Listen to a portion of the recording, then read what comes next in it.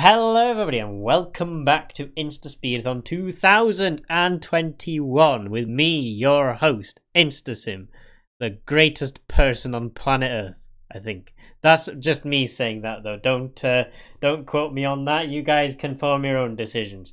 We are back of course and we have Kingdom Hearts 2 Final Mix HD, even more after that I think. Final Mix HD Beginner Any Percent by Thar C1, which we are going to go over to now. But before we do that, of course, we are doing this as a charity event for EveryoneCan.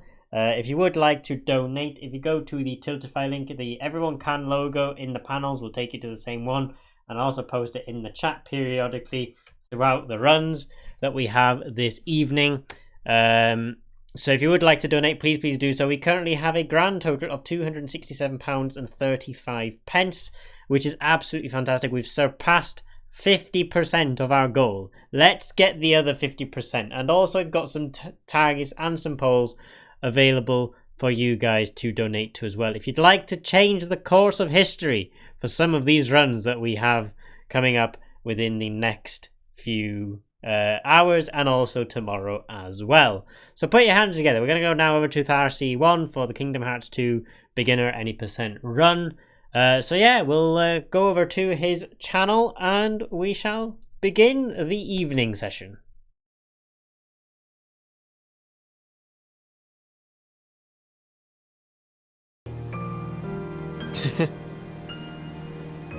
Okay, you're clear now. Alrighty, thank you very much, Insta. As he said, my name is Thar C1. I am a Kingdom Hearts speedrunner. I've been speedrunning the series since late 2019, starting out with Kingdom Hearts 3. And then I moved on to Kingdom Hearts 2 Final Mix, the game I'm going to be running today. Been running it for almost a year now. Couple things I want to talk about this run. This run is 100% execution based. It's very combat oriented, and what's really cool about this run, in my opinion, is there's no wrong warps, there is no sequence breaking, there is no glitches, there is no clipping out of bounds. We are using the tools that the developers gave us in some really cool interactive ways that I think you guys are going to find to be very cool throughout this run. But joining me today, I have two commentators. If you want to introduce yourself, Slick, followed by Logic. Yeah, absolutely. So hey guys, my name is Slickzilla12. I also speedrun this game, primarily critical mode, which is another difficulty mode of the game, but I've also done a fair amount of beginner too. One of the more active runners of this game currently, and yeah, I'm pretty excited to commentate here for Thar. And I'm Logic. I have a lot of experience with this game, about 3 years of experience under my belt, and I've done pretty much all the categories this game can offer, so hopefully I can provide some really good commentary to teach you guys everything there is to know. Ooh. Well, if you're ready on the time, I can give you a countdown, Insta. Yeah, that's fine. Countdown 3, 2, 1, and then let me know when the timer starts. All right, and we'll get. I'll do 3, 2, 1, go, and start on go. Got it?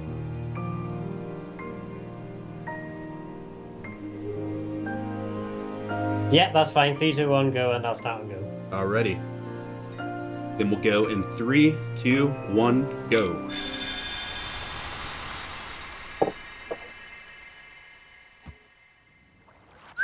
You guys can go ahead and talk about the intro while I'm doing this. Alright, yeah, for sure. So we start off this game playing as not the character we normally play as. This guy's name is Roxas. And the game actually starts off relatively slow. Roxas is just kind of going through some daily events. And the game's really teaching you how to play. But actually pretty quickly we're going to get into some RNG manipulation, which is pretty much the only RNG manipulation of the run. But the first guy we're going to fight here, Thar is going to attack him in a very specific way. It's going to manipulate the next enemy that he fights. And what that's going to entail with that enemy will be he has to hit that enemy 10 times. And what he does here will allow him to do that in a certain way. And actually didn't quite get it, but he'll be able to I think I still deal got with it just fine. One thing I want to say, by the way, is I'm notorious for dropping combos in Roxas World. I've already dropped 2 of them. For every dropped combo in Roxas World, I'm donating $5 at the end of the run. That's already $10. Oh, what a guy. Yeah, What a guy. That's a good tip. I like that. So, continuing the RNG manip into this fight, the enemy will give us a pattern that we recognize, and it allows us to optimally deal with it. Nice upside down hit. Thar needs to connect 10 hits to progress the phase, because we can't damage him right now. That was good. And now, we can actually, no problem. we actually kill him now, so it's just a very quick combo to drop it. Oh, every air combo now is Saving the money. yeah, it's gonna be tense. Alright, so something cool about the RNG manip is it actually extends all the way to the first boss of the game.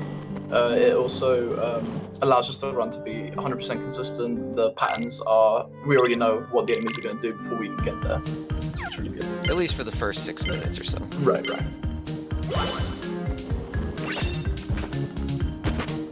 Whoops. Game audio. I can turn that down a bit. Yeah, there'll be a good place to do that in not too long. Yeah. Decent mail delivery there. It's pretty good. Right now we're just kind of going through the story elements of it. This is considered the downtime part of the run. Not much going on. Just kind of going from A to B. But not to say that it's easy. This entire first like 15-minute section is actually one of the harder of the entire game. It is And the that's hardest part partially to to go do fast with in. there's a Yeah. yeah, exactly. Partially to do with there's a lot of varying things you have to take care of, but also a lot to do with the character you're playing as now doesn't control quite as well as the character you play as later.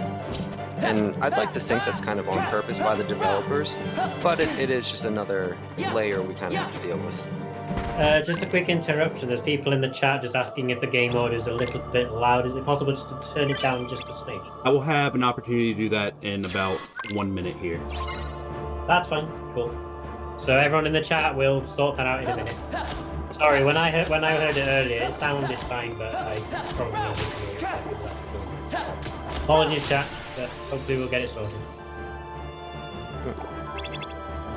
Ooh, good fight. Something that was missed was Thar actually picked the sword. That weapon is actually very important in terms of the run. It decides what level tree we're going to be getting. Sword is obviously the more aggressive tree. Shield is defensive, and the staff is magic. Obviously, because this is beginner mode, we don't need to play it safe with the shield. And because a majority of the game is swinging your keyblade, the sword route is the best route for the abilities that we get. Yeah, so coming Now up I here, can we're gonna mess have with our the first audio. boss fight of the game. Okay, yeah, and Thar's taking care of the audio.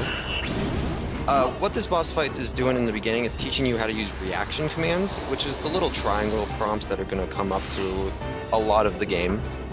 So a lot of cutscene type of interaction in the beginning, but when we get to the actual fight, this one is nothing to scoff about. It's kind of interesting that the first boss of the game is not the easiest. Very precise inputs you gotta do in order to get the strat right and to go quickly. Again, a lot of taking advantage downtime, of yeah. Roxas's combos. There's a lot of downtime in this boss. You see here, I'm about to do a little RNG manip by hitting this invisible hitbox. What that does is absolutely nothing. But I like to pretend that it does. And it's a fun little thing. That guarantees It's something. funny it's there. Everyone has their own little pre-fight ritual while you have that downtime there. Some people look at Donald and Goofy, some people hit the invisible hitbox. So, it's up to the runner, preference, just for fun. Roxas is gonna break his neck here, and then we'll get the fight lost.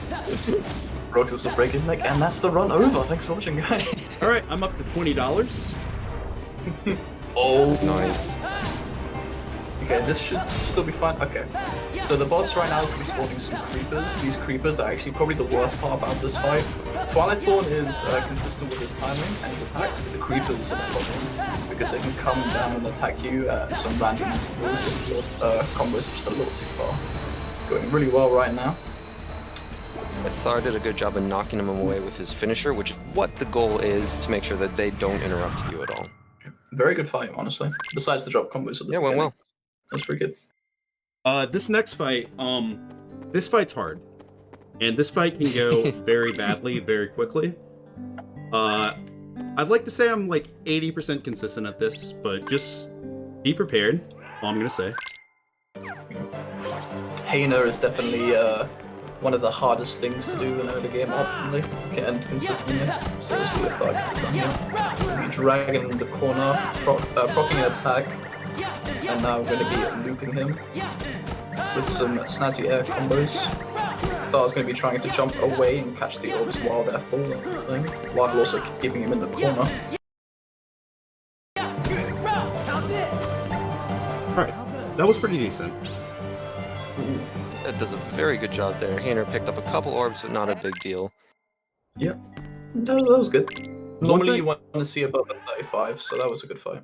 One thing about beginner is you guys can talk about extra abilities while I'm doing BB and lack of draw. If you want. Oh yes. So other categories such as crit, only crit, you start off with extra abilities to compensate for the difficulty, and within that ability pool, you get an ability called draw that we get much later in the run. We do not have a draw ability right now, so Thar has to manually and literally step on these orbs to pick them up. Whereas on other categories, you can kind of be near them and they'll get scooped up. As you can see, Thar's got to do some jitter steps to pick up these orbs. So still a really good BB, again, above a 35, that's what you want. Not the It's best smooth orb spread, struggles, but it's not always the case.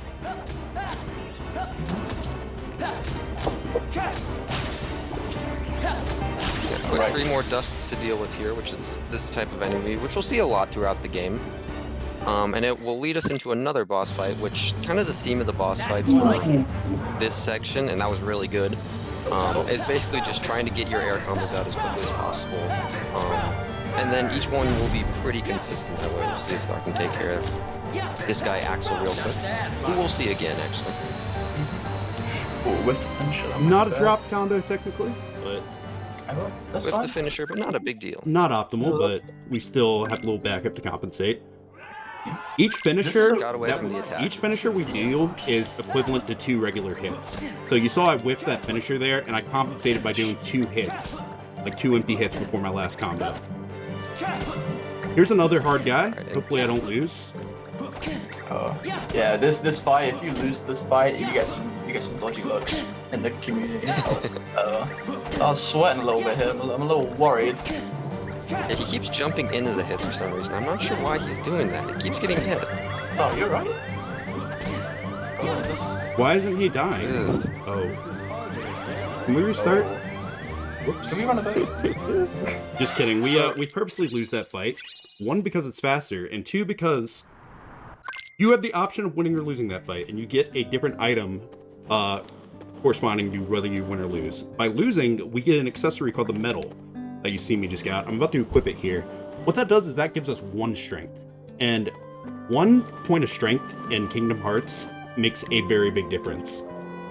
So we obviously want to get all the strength we can get. We're going to do a little menu here. Skip these tutorial prompts. Go up, equip the medal. Go over abilities, put on aerial recovery, which makes it so when I get hit, I can hit circle in the air to immediately recover and get back to the ground quicker. In an optimal Roxas world, you want to skip that menu so that you actually are able to skip those tutorial prompts altogether.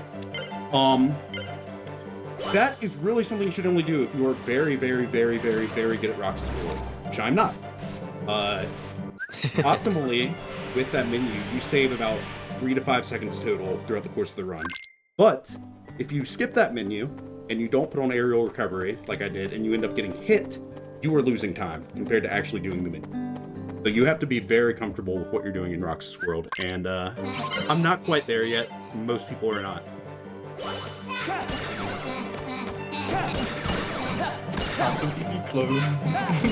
This is a fight where air recovery is a really big deal. Oh my god, because they come flying out and they always do a dodge before their attack, and if you don't hit them, oh, there it is. If you don't hit them after their dodge, they will attack at like different intervals and become a pain. Yeah, that little backflip you saw him do in the air after he got hit, that was aerial recovery, and if you don't have that, you're just going to be floating in the air for quite a while, and it's painful to watch. Yeah. With the no menu Roxas, even if you take a single hit that you can't air recovery out of, you are probably losing the amount of time you would have been saving doing no menu. So Exactly. it's really important, and that fight is notorious for just being crazy. Actually, before, with the quick instance of menu you probably saw how quickly Thar was able to do it, and that's actually one of the very cool parts about this game. Menus are incredibly responsive, feel really good to do, and when you've been playing this game a lot, you can get through them pretty fast. It looks pretty cool. I think I'm up to $30 now. I was gonna say, did I see a drop combo there? You did, my friend. And reasons like that, the VV clones me getting hit and me not being consistent with that Shadow Roxas fight, that's why I still do the menu. Because not only do you put on aerial recovery with the menu, you also equip that medal, which I said gives 1 strength. That's going to make it so each enemy we kill from here out in the rest of Roxas World takes 1 less hit. And these last couple fights, including Shadow Roxas, are some of the harder fights in Roxas World. If you're not comfortable with them, having like that 1 less hit buffer through the medal makes this a lot easier to go fast with. Yeah, a little more lenient for you. Right. Go for bad crash. Go for bad crash. I've never gotten bad crash, not even in practice. Really? Yeah. Today. This game, Not being caught mashing. This game has a few known points where you can crash the game. That is the that minigame right there is the first one we're aware of. If you saw like little triangle RC pop up to jump over the cans, it's been known that if you mash triangle throughout the entire minigame, the game can crash. So what I do for safety is I only start hitting triangle when I'm about to jump over a trash can, so that I don't hit that crash, and it's worked out pretty well so far for me. Timing your input's crazy. Now, I'm going to jinx myself. I have never crashed during a run, but if that should be the case today, I do have saves I can load up from the point I did crash. I made sure that I have a save like right before all the known crash points for a marathon. And very smart, right. Very smart. And I'm not saying this to try to scare you guys. Oh my god, I might crash. It's rare. All these points are rare, but they're just known because this game was originally released in 2006 for the PlayStation 2, so we've been playing it for quite a while and are very knowledgeable of many aspects, including the crash points. This was originally a PS2 game, by the way, guys. Yeah. Originally a PS2 game with combat that was way ahead of its time. You'll see that more later in the run.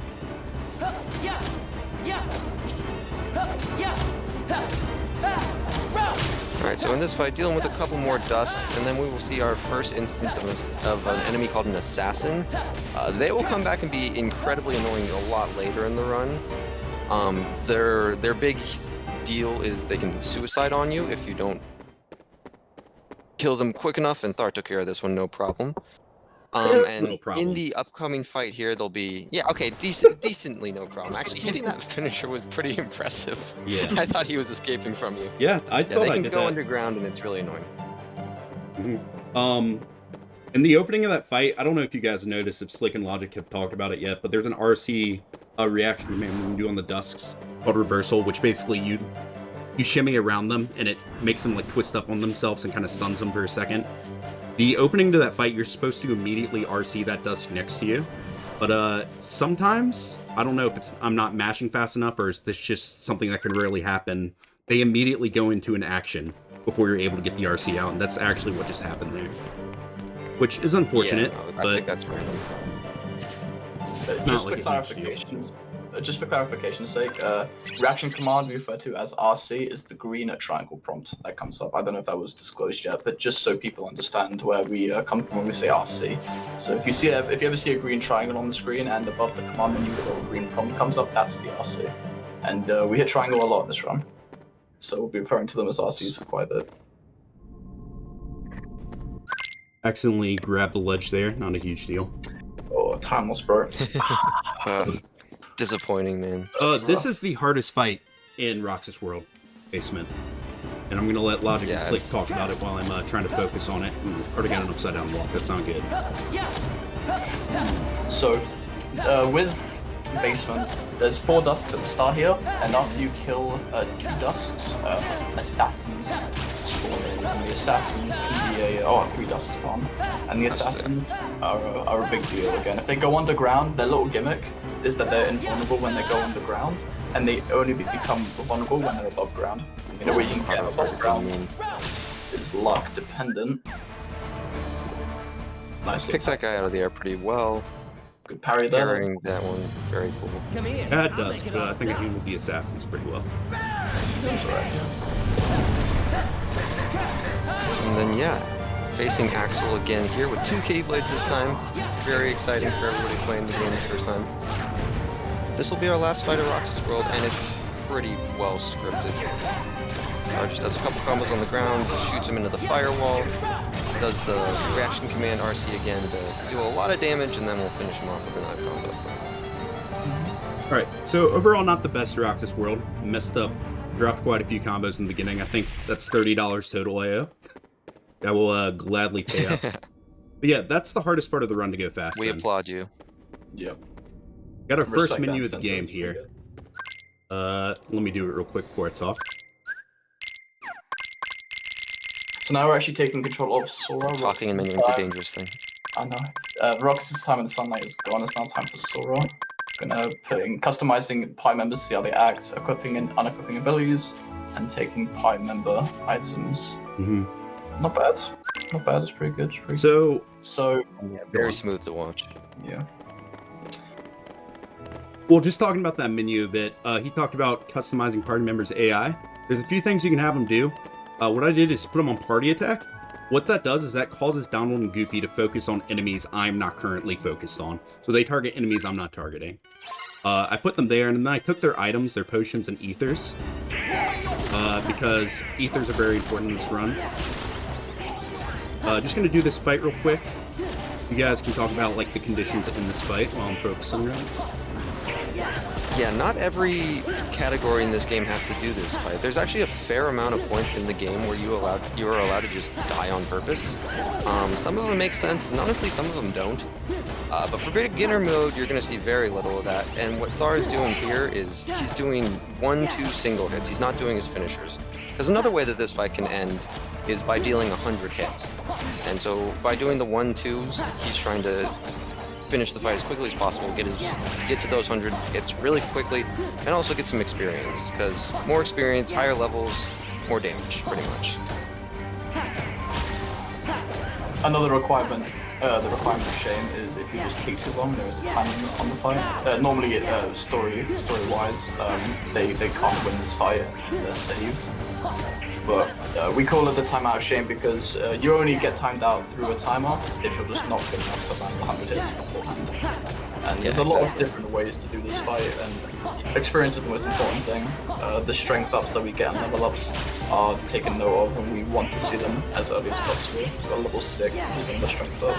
So now, Thar can transition to just a full air combo over doing blank hits, because 3 empty hits being the hits that aren't the finisher, would kill the creepers anyway. That was not a very good fight. Donald and Goofy kind of went ham in the opening, and they killed enemies before I could get some like collateral hits. But it's not a huge deal. I don't think I got timed out there. Nah, I think that was, I think you passed. You're good, you're good. No shame, no shame. The shadow fight here, and yeah, shadows are an enemy we'll see a lot of as well. They're very frustrating. They can go underground as well, and then you can't hit them. You're gonna see a lot of them in the fights upcoming here. This is another fight you actually could die to, but in beginner mode, it doesn't take long at all to take him out, so we just do that. And it takes a very long time to die. Yeah. Yeah. So I'm at pick up another ether there. 28 to next level going into this next fight. That means I had a pretty bad station fight because I killed a lot of enemies before I could get the 100 hits, but that's okay. So I don't give you much of work. I was saying, I'm like 26 now. Yeah, oh boy. The boys are running. Right now, Thars are doing blank hits. Shadows have a strong tendency to just kind of go on the ground unless you provoke them. Provoking them being you just hit them, they'll want to hit you back. And you just kind of play whack-a-mole with them. Oh, good thunder from Donald there. Very nice. Yeah, that was a pretty solid That was a fight. pretty clean fight. A trend with these early game enemies, Shadows and Dusks, is they are some of the most annoying enemies in the game. They like to troll you. Yeah, a the lot. most basic ones really are. And we're going to see quite a few Dusks throughout the run. And you may notice a lot of fights with Dusks are the fights that you can lose the most time in. Right here we have a soldier. We'll be doing 3 empty hits to proc the reaction from my cyclone with the shadows there. That's unfortunate. Hopefully Thor gets the cyclone here. The banana. Oh. Wait, ooh, that wasn't bad actually. Lined up 2 soldiers there. It's pretty nice. Could get 3, but it's pretty hard to line up. And sometimes the enemies don't behave for you. Mm-hmm. Hitting all 3 in the cyclone is referred to as the banana in the case community. Just gonna kill that soldier real quick to get some extra XP. There's going to be an XP barrier we want to hit pretty early here in the run, so I'm gonna be going out of my way some in early game to get some extra XP. But we'll see a bit more of that here in the first Disney World, which will be in the next 10 minutes or so. And actually, Thar is right about to acquire one of our first, I don't want to say gimmick, but one of the main tools that we have in Kingdom Hearts 2, which is a drive form. And he's going to go into that pretty quickly in this next world. That form is called Valor Form. You take the power of Goofy, and you get to wield 2 Keyblades. We run faster, which is honestly one of our primary uses in this run of Valor Form. But it also helps with combat, and you'll see a fair amount of that pretty early in the run.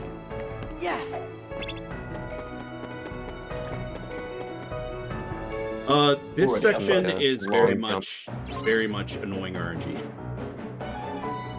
Very inconsistent fights here. Prevailing inconsistent. I don't know. Hopefully we'll be seeing a rise starting off with some flank air combos. There we go. The assassin wanted to, but I was able to stop him. Oh, well, that's a samurai. Samurai, sorry. First instance of seeing them, samurais are pretty insane. If they get that if they get a combo out on you, it's lights out on most categories. Even beginner can get caught out. So because they have super armor during their attacks. Before we go into the next fight here, we're going to be grabbing a couple chests. This first one is an AP boost, which gives us ability points. We need ability points to be able to equip abilities. And in beginner, we start out with a lot less AP than other difficulties, so we're going to be picking up quite a few AP boost chests.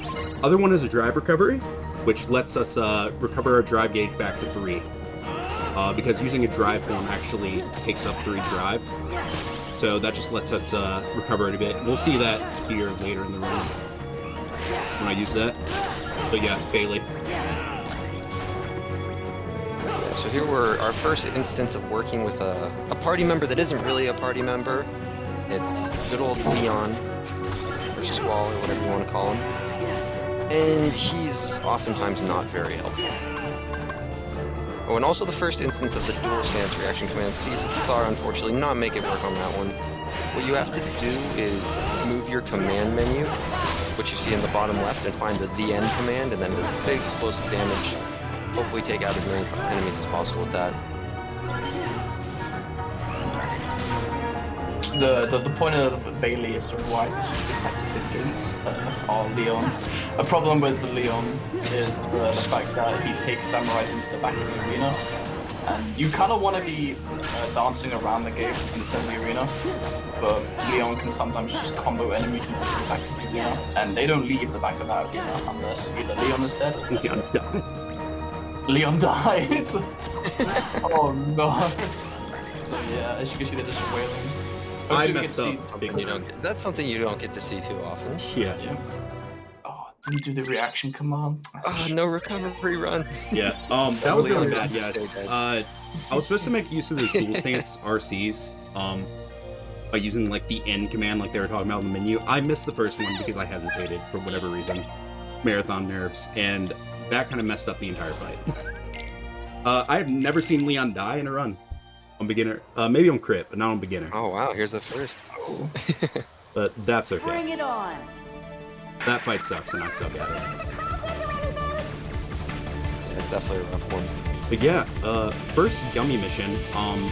When we're traveling to these different worlds, we got to go through these gummy missions first, which are like 3-minute auto scrollers. We can't really do anything to speed them up. So to downtime in the marathon, we're going to have a couple of these throughout the run. These are going to be the opportunities to read out donations if you have any, or just talk about anything in general. We don't have any new donations in, but again, this is, as you mentioned, a good time to just mention, if you do want to donate, then please do so, because we are fundraising for the fabulous EveryoneCan. They're a charity that are local to Manchester in the north of England, and they have a gaming centre there as well, and they help disabled kids to get into gaming and to play games with other kids as well, which is absolutely fantastic. Our donation total currently stands at £267.35. We're more than halfway to our goal of £500 by the end of the marathon, and if you would like to donate, I have posted the link in the chat already. I will be posting the link periodically during these runs as well in the evening. So yeah, if you would like to donate, please go to that link, or you can click the EveryoneCan logo in the panels as well. That would be exactly the same place. And there are a couple of incentives there as well. There's a poll for the next run. There is a Shovel Knight Showdown run next, which has a pick the character poll, so you guys can choose which character is played as in that run. Currently, the Enchantress is winning with £12. Shield Knight is second with £5, and the rest haven't had any donations at all. So if you would like to see a different character, or if you just want to see the Enchantress and actually make sure that the Enchantress wins, then please do consider donating to that poll as well. All the donations through the Tiltify link will go direct to EveryoneCan, and they really are a fantastic charity. Every little really does help at this time. So please do consider donating if you can.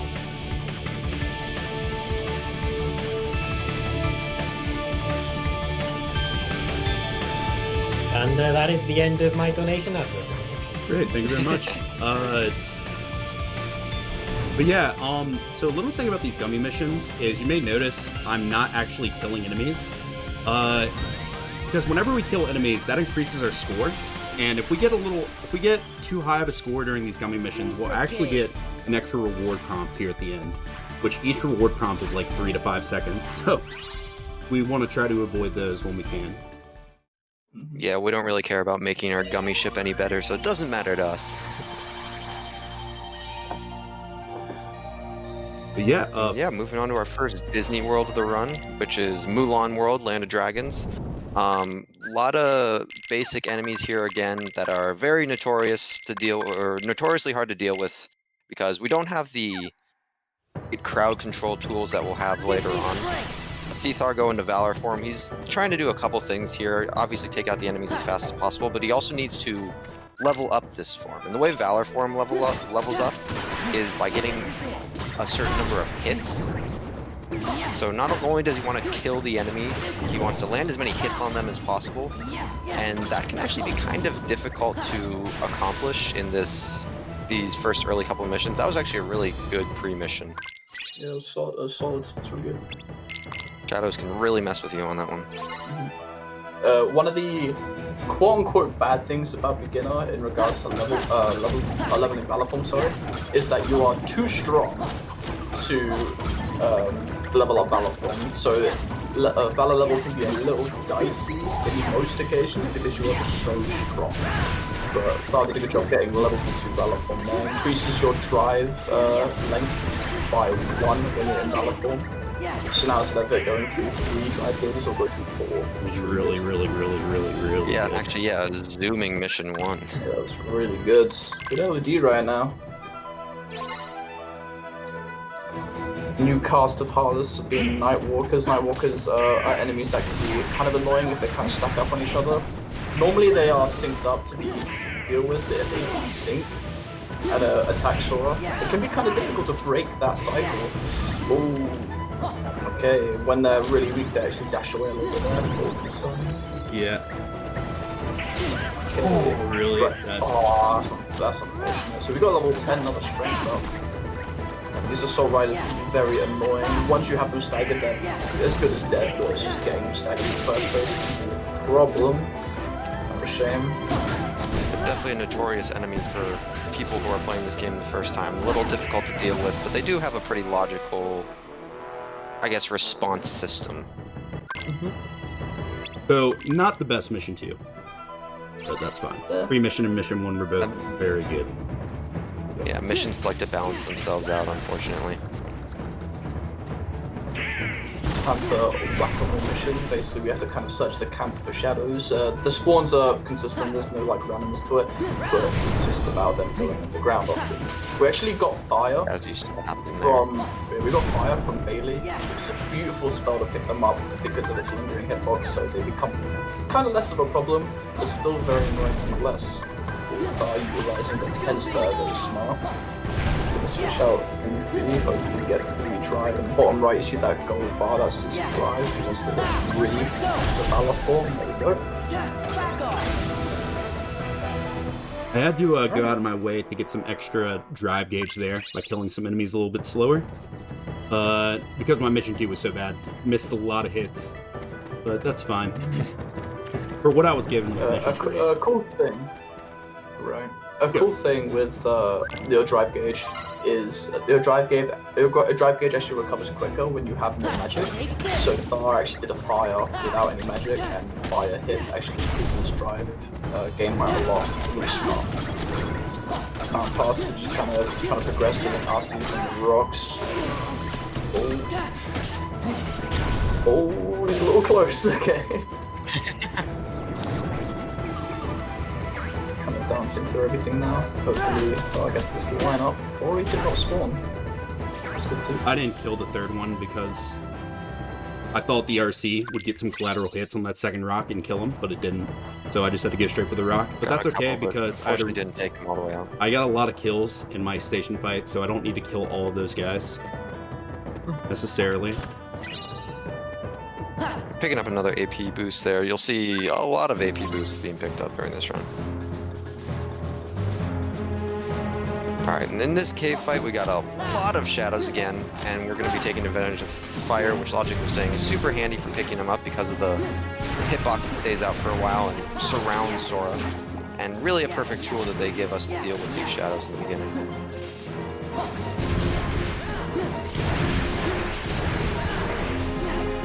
Oh, double slouching. Okay, a little cool thing about Sora's air combos is Sora can actually do 2 types of finishes. Hopefully you see the same type here. That's the overhead finisher. Overhead finishers are actually stronger than the sideways finishers. Sideways finishers only come from out if they're kind of grouped up. And to get the clean kill on these Sora riders, you want to do 2 overhead finishers. So, pretty good ending. Upsetting to get clipped there, but it's no problem at all. Yeah, I dealt with it just fine. Why don't you guys go ahead and talk about EXP Boost and Summit here? Ooh, okay, so EXP Boost is Experience Boost is an ability that we pick up through leveling, thanks to picking the sword route and AP Boost there.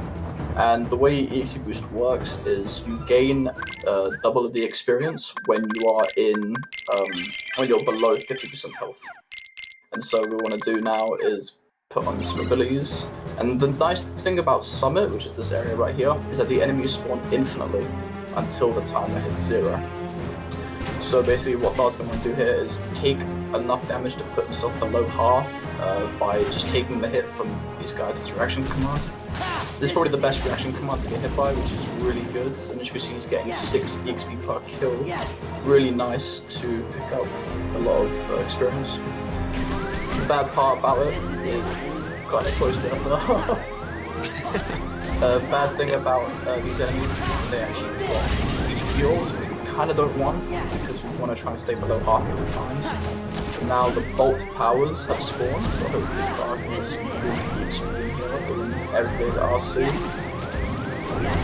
We want to see the level up to level 12. Hopefully we see it. There it is. There it is, very nice. Hopefully he gets a lot more hit too. Oh, very nice. That's really good. Really, really good. You're scaring me in that fight, Thar, jeez. That was fine. Jeez. We're not usually too concerned about dying in beginner mode, but when you purposely put yourself to the low health like that to get that experience boost, can be a little dicey. Okay, I was a little scared, but I was also happy that I was definitely going to stay in EXP boost range that whole time. And also about to see our first instance of save warping here. This is a cool thing with the PS4 release of the game. Game loads incredibly fast, so we, instead of doing the movement that the game wants us to do, we can leave the world and teleport to another spot in order to move to our objective quicker. You see that a couple other times in the run. We just saw our first instance of using an enemy for movement that we're going to use in the early game here. I went up to him to bait him into doing that lunge attack, and I purposely got hit in the air to lunge me forward towards the gate. Pretty cool movement tech. Yeah, and Mulan did her this game job, is not and I'm super happy. well known for its... Yeah. This game's not super well known for its movement, but there are a few instances of pretty cool stuff that we get to do. Alright, that's fine. Okay, not bad. So, Not too bad. the Valor form actually has increased movement speed, so it just decides to run quicker in Valor form. So we want to be in Valor form as much as we can. We'll be approaching our first Disney boss, being a Shan Yu. Shan Yu is a fairly easy fight. It can go sideways, but basically we're going to be taking advantage of the RC that you get when you carry him. Maybe not, I forget the category. Never mind. Are we doing air combo or something? My bad. Ooh, gets the hot base transition. Very nice. Very nice right there. Now we'll be seeing that. Mulan, No. please go to the gate. Please go to the gate. Mulan. Oh, so the mission is That walk just stay. Okay, she took care of it. Alright, really clean Shan Yu. A very good fight. So, I just want to say I had delay about 20 seconds, so that's why I called it a little early doing the RC. My bad. Dude, Oh, I yeah. started the Discord stream. You have no excuse. I know. So we actually got a new Keyblade called Hidden Dragon. We switch between Keyblades pretty often. Actually, I'm a liar, sorry. We don't switch through Keyblades very often. However, the Keyblades that we switch to when we do switch are really strong. Hidden Dragon isn't a great Keyblade. I just thought I'd mention that we get pretty much a Keyblade per world. And going to an Coliseum, we'll be getting a Keyblade that we have on for, I think, about an hour. It's maybe like an hour and a half at this point. Yeah, good chunk of the run. We get Hidden Dragon to not use it at all. Yeah, another gummy mission here. I personally am a proponent of the gummy missions. Not this one in particular, but a lot of them you can just kind of sit in and do nothing and survive, and it's a perfect time to go to the bathroom. However, this gummy mission is not one of them. This one's pretty dangerous. Oh, he's going. He's risking it. Oh, okay. So yeah, this gummy is very dangerous. You have this small part of downtime right here, but when you get to the other side of the ship, that's when things get real dicey. I have seen many people, including myself, have died to this mission. The ace pilot. The ace pilot. I will be honest, even as record holder, I have died to this mission more times than I can remember. It's not a good time, and you get a good roast. Your friends give you a good roast if you die during it. You make a joke that you're not a Kingdom Hearts 2 runner until you've died to this gummy mission here. In a run. Everyone's done it. Everyone's done it. I've done it. No problem. Leaderboards won't verify your run until you've died to this gummy mission.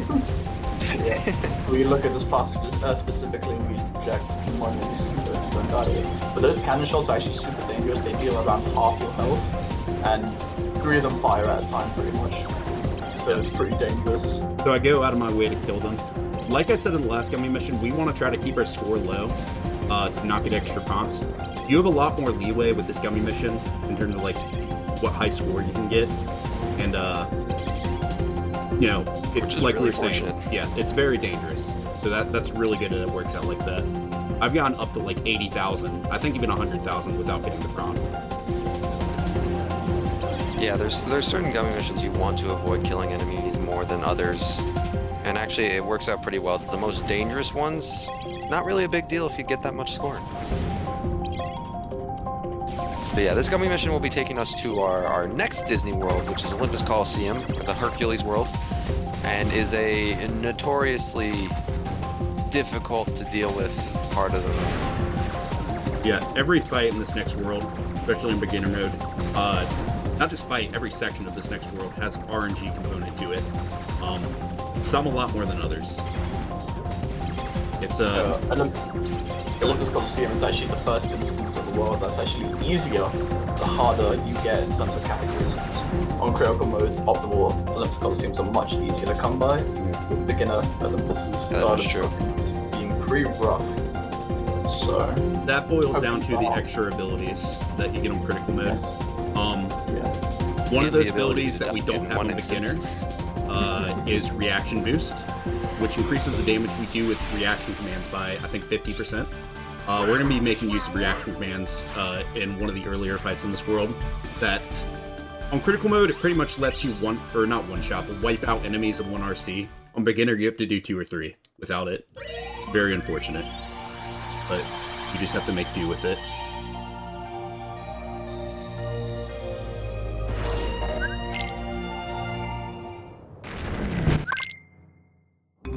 So, one of the interesting gimmicks of this world is when you're in the underworld, it's a place of no heroes, right?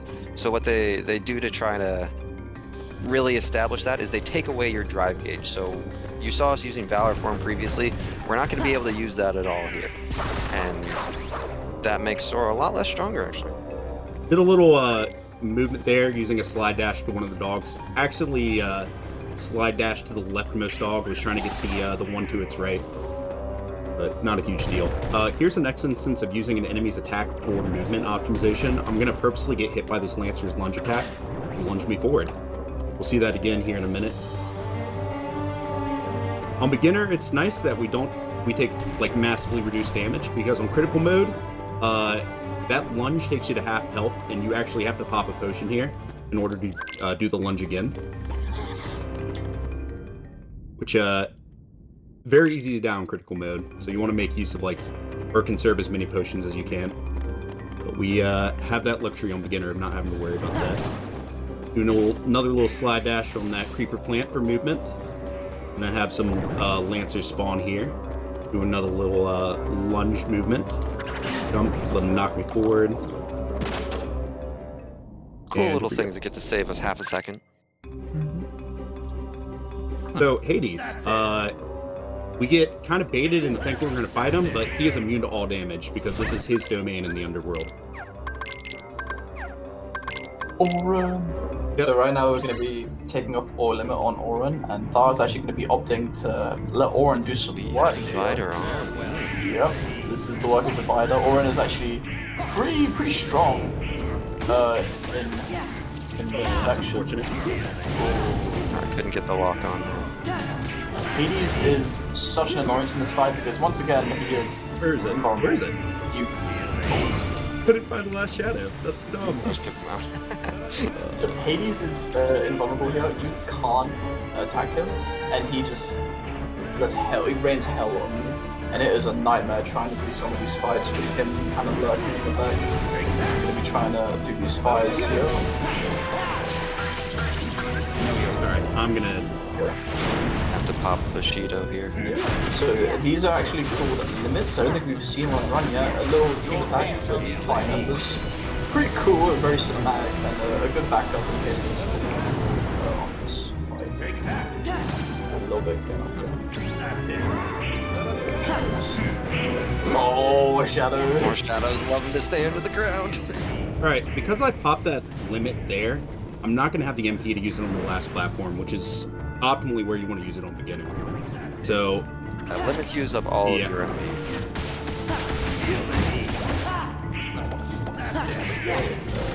Basically doing Taking away your targets. We'll be doing a little late, but back cry answers. These back cries are super strong. Provides a nice little AoE combination. Really unfortunate placement of that. This is so bad. I might be able to do another Bushido. Or this divider being unhelpful. Yeah. Or That's so funny. I can actually Bushido because this Hades is getting so bad. Got the MP back. I recently learned a little off topic. I recently learned that is the only large body that you actually fight in any episode. It is, that's right. Yeah. It's surprising because it's such a staple in this series. makes it out alive. Maybe should have done the spiral at the end of that limit, but Not the best fight ever, but we're okay. Now we're gonna run to our next fight here of Olympus Coliseum, which on most other categories, you actually die on purpose, which allows Mickey Mouse to come and save you, and he does the fight a lot faster.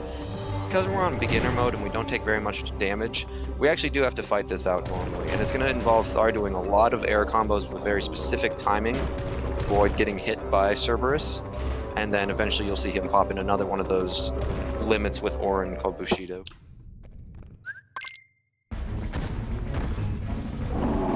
hope I don't get Dwayne like in the last marathon. So right here, Thar is going to want to target just the right head. The right head is the head to target. And we want to see both head finishes just for more damage. Thar getting caught in the middle there. Ray, Orin leaving Divider on. By the stairs a little bit. Oh, this is so unfortunate. This is about as bad as it can get. Being on the stairs pretty much destroys the pillars, which is our main source of damage. Missed the reaction. I did that purposely. I just wanted to get a few extra damage, or a few more damage on him. Since, yeah, when he's on the stairs like that, we do the Bushido during his DM. The stairs with the incline actually makes it so we aren't able to get all the hitboxes out that we want. Oh, the rock! The Dwayne! Dwayne! Say Dwayne, we're talking about the rock. Thank God. Yeah. Dwayne elbow hook Ben Johnson dropping by.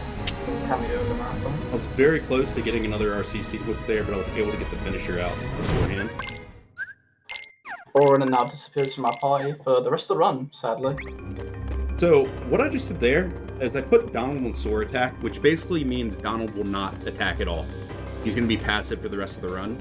I did that because I'm actually going to EXP boost another fight here coming up. And like we said, EXP boost, we're below half health, we get double EXP. But that's only if Sora kills the enemies. So I turned Donald there off for safety because Donald tends to go ham with his thunders and kill a lot of enemies that I need to EXP boost. I had a good summit, so that might not have been necessary, but just for safety in a marathon, I just went ahead and did it. Because we want to hit level 14 before the last boss of this world, get another strength up.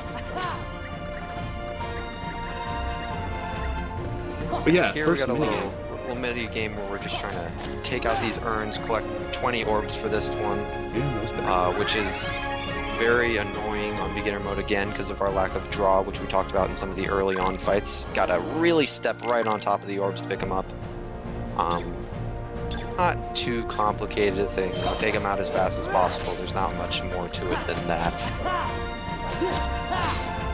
And hopefully Sora actually hits the target.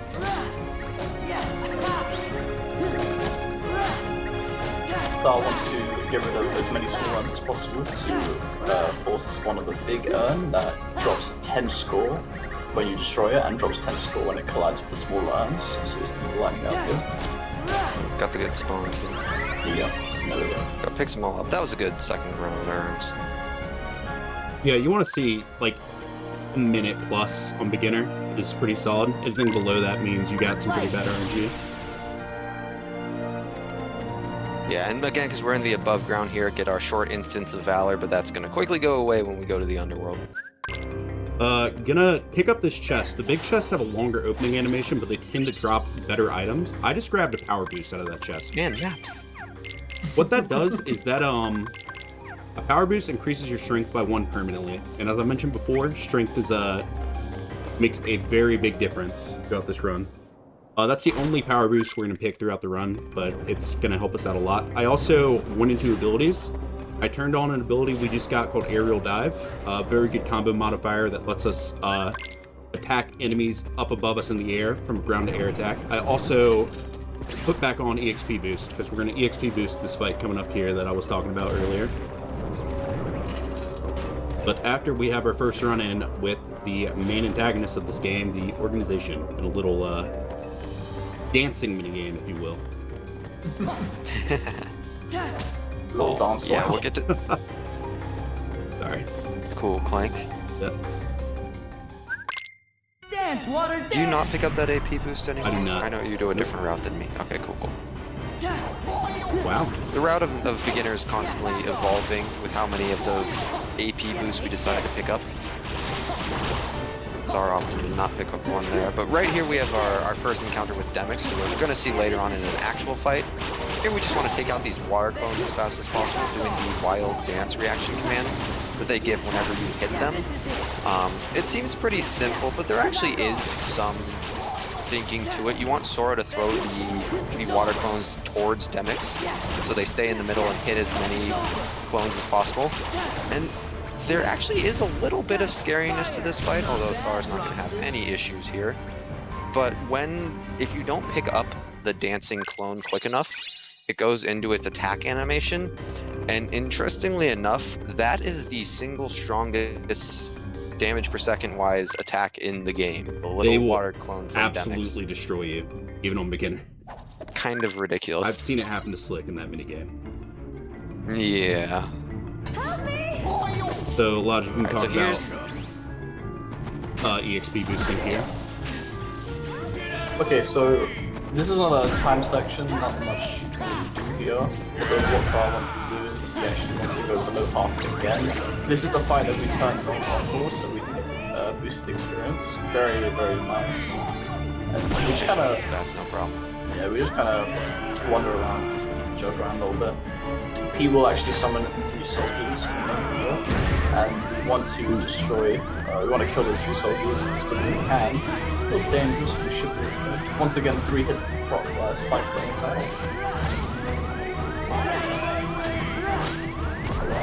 Okay, Thar's opting just for the brute force methods, and they'll just Smack him. Unfortunately. Oh, he might have killed that one. I was playing a little bit safe because my health was pretty low. Alright. Yeah, I've got the level 14 though, which again is what we were looking for. Oh, did I? Nice. Oh yeah, I did. Yeah, already actually before this fight. Yeah, so probably didn't need to put Donald in sword attack, but like I said, just for marathon safety. Alright, so here we're going to quickly go into Valor form to get another one of those Bat Cry reaction commands. We're going to use that on Pete to stun him, then do some Valor hits. Ghosts and the rocks are messing with you, but my God. problem. That was a close one. So, you may have noticed Achilles being really helpful. he got hit by Hercules' punch there, and then he actually got hit by a ghost fireball. And what that can cause is that can cause Pete to go into a little invincibility shield when he lands on the ground. Luckily, I was able to catch him before he was able to go into that. Going to another one of the hardest fights in the game for sure, Nice. in terms of consistency. Oh, very nice. So, Thar actually picked up Trinity from Pete, which we'll be seeing in a bit here. Basically, we'll be taking out the heads. Obviously, Hydra's, you can take off 1 head, 2 more go back, but we just have to kind of clear out here. Normally, there's a reaction command on top of Hydra's back, which staggers all these heads, because of level 14 wave, which is force that way through it. Hopefully, Thar can destroy it before the heads spawn back. And I did. Should have accomplished that. Yeah. That would be super sick. A group attack between yourself and all them is super sick. Cut up in 3 portions. Sora's, Donald's, and Ruby's. Hoping to nail the finisher and punch them down. Do RNG. Yeah, good RNG. Very nice. That was nice. Now this is a pretty much a full fight. Take us out of yeah. Unless something horrible To that be no, very, very Good fight. excellent Hydra fight. that was really good. It's by the book. Perfect Trinity. Yeah, A lot of hits, perfect ending positioning. But yeah, that was the fight I was talking about we want to hit level 14 for. That makes that fight very much free to get a 1 cycle. So you saw, like, after I landed from the Trinity, he put 2 of its heads down and kind of let me attack him. He gave me the best of 3 different head patterns that I could get. That one's best because the 2 heads kind of stay close to the middle, and they stay down for a decent chunk of time. If you don't kill him before his heads go back up, then he goes into like a pretty long attack animation where you can't hit him. I would have had to pop an ether or 2 to go back into a Trinity to get the kill. So it's really nice being able to get it in 1 cycle there, so that I can conserve those ethers for later in the run. But yeah, just equip that And actually, we hero's... just saw, Go ahead. I would say we just saw Thar equip Hero's Crest, which is the key build we got from the Olympus World. This one we actually will be using for quite a long time ago. Yeah, looks like a shadow mountain. Yeah. But it has an ability called Air Combo Boost, which allows the finisher of our air combos to do more damage with the number of hits we do. And as you've seen, we do quite a lot of air combos in this run, so that Keyblade is going to be very useful for like the next hour or so. Have you guys talked about the security system yet? Next to Shadows and Dust, the security system is the biggest troll in this round. Mm-hmm. Oh, we A very mean part of Hollow Bastion. I'm gonna use the bathroom real quick. But yeah. Okay. This is a true break gummy mission. Yeah, this is the gummy you give you up. I guess we can kind of go over like almost a recap. So, the first hour it has basically passed, and the first hour of the run, I think Slick can kind of like agree or argue with me on this point. I think the first hour of the run is the hardest part of the run. Oh no, I'm agreeing with you here. Yeah. No question. Every runner has their weak points, and early game is definitely a weak point for most, just because of the small bits of RNG in there and the lack of tools that we have. Right now, we're kind of entering the area of the run where we can kind of get stacked and get some good abilities on our Hero's Crest. It's the first of many tools that we get that make us just insanely strong. And we're not doing anything insane. This is what the developers have like programmed and given us at this point. But you'll see that we'll be pulling off some ludicrous stuff in this like portion of the run and the end portion.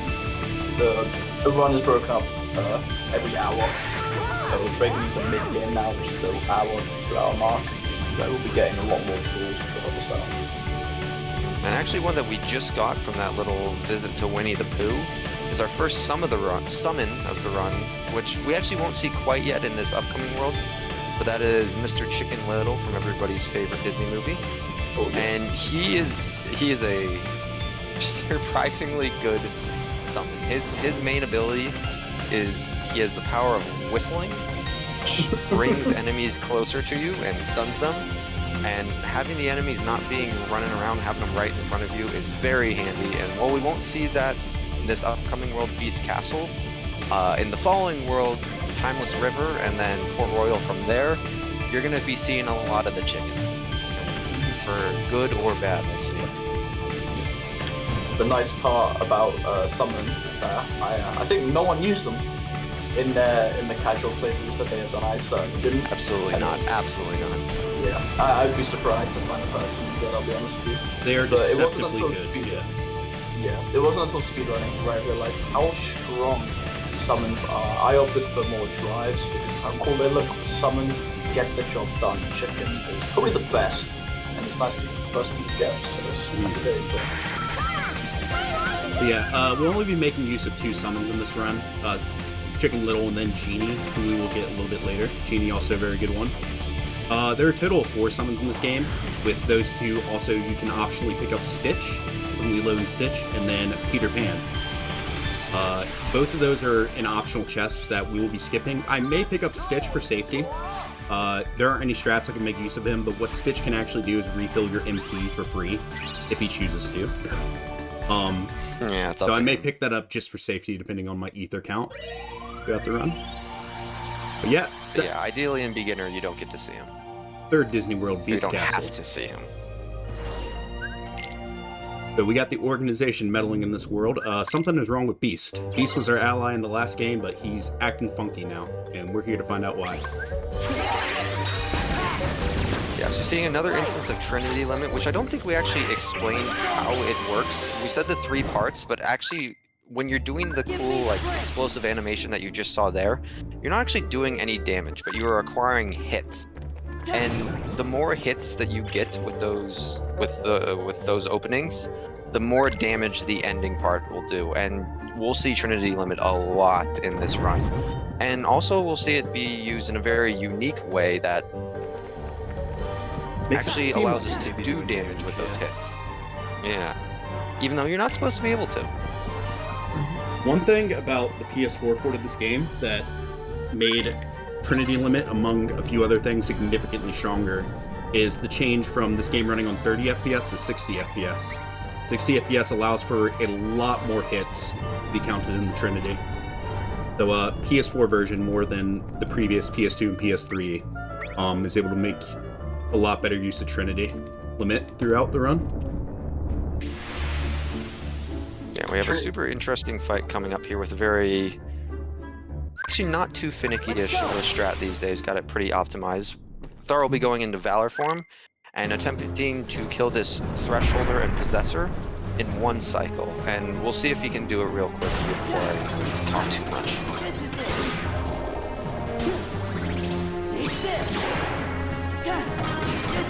Nice, very nice. No problem. Thought that gargoyle was going to try to screw me up. But one thing about doing that fight at level 14 is, because you're... basically how that fight works is when he's at around 50% health, he's going to go back into the door, and you'll basically miss the one cycle. The thing about level 14 is because we're so strong, the combo we do, which is just 2 hits and then straight into a finisher, if you land all those hits at level 14, it will actually overdamage him and you'll miss the one cycle. So you purposely want to whiff the first hit of that combo to prevent that. Yeah, and actually how the fight is supposed to work, when you do half of that little floating ball that Thar attacked, when you do half of its damage, it actually is supposed to go back into the wall. But because he did those Valor combos in such a specific way, we were able to do it in just the one cycle.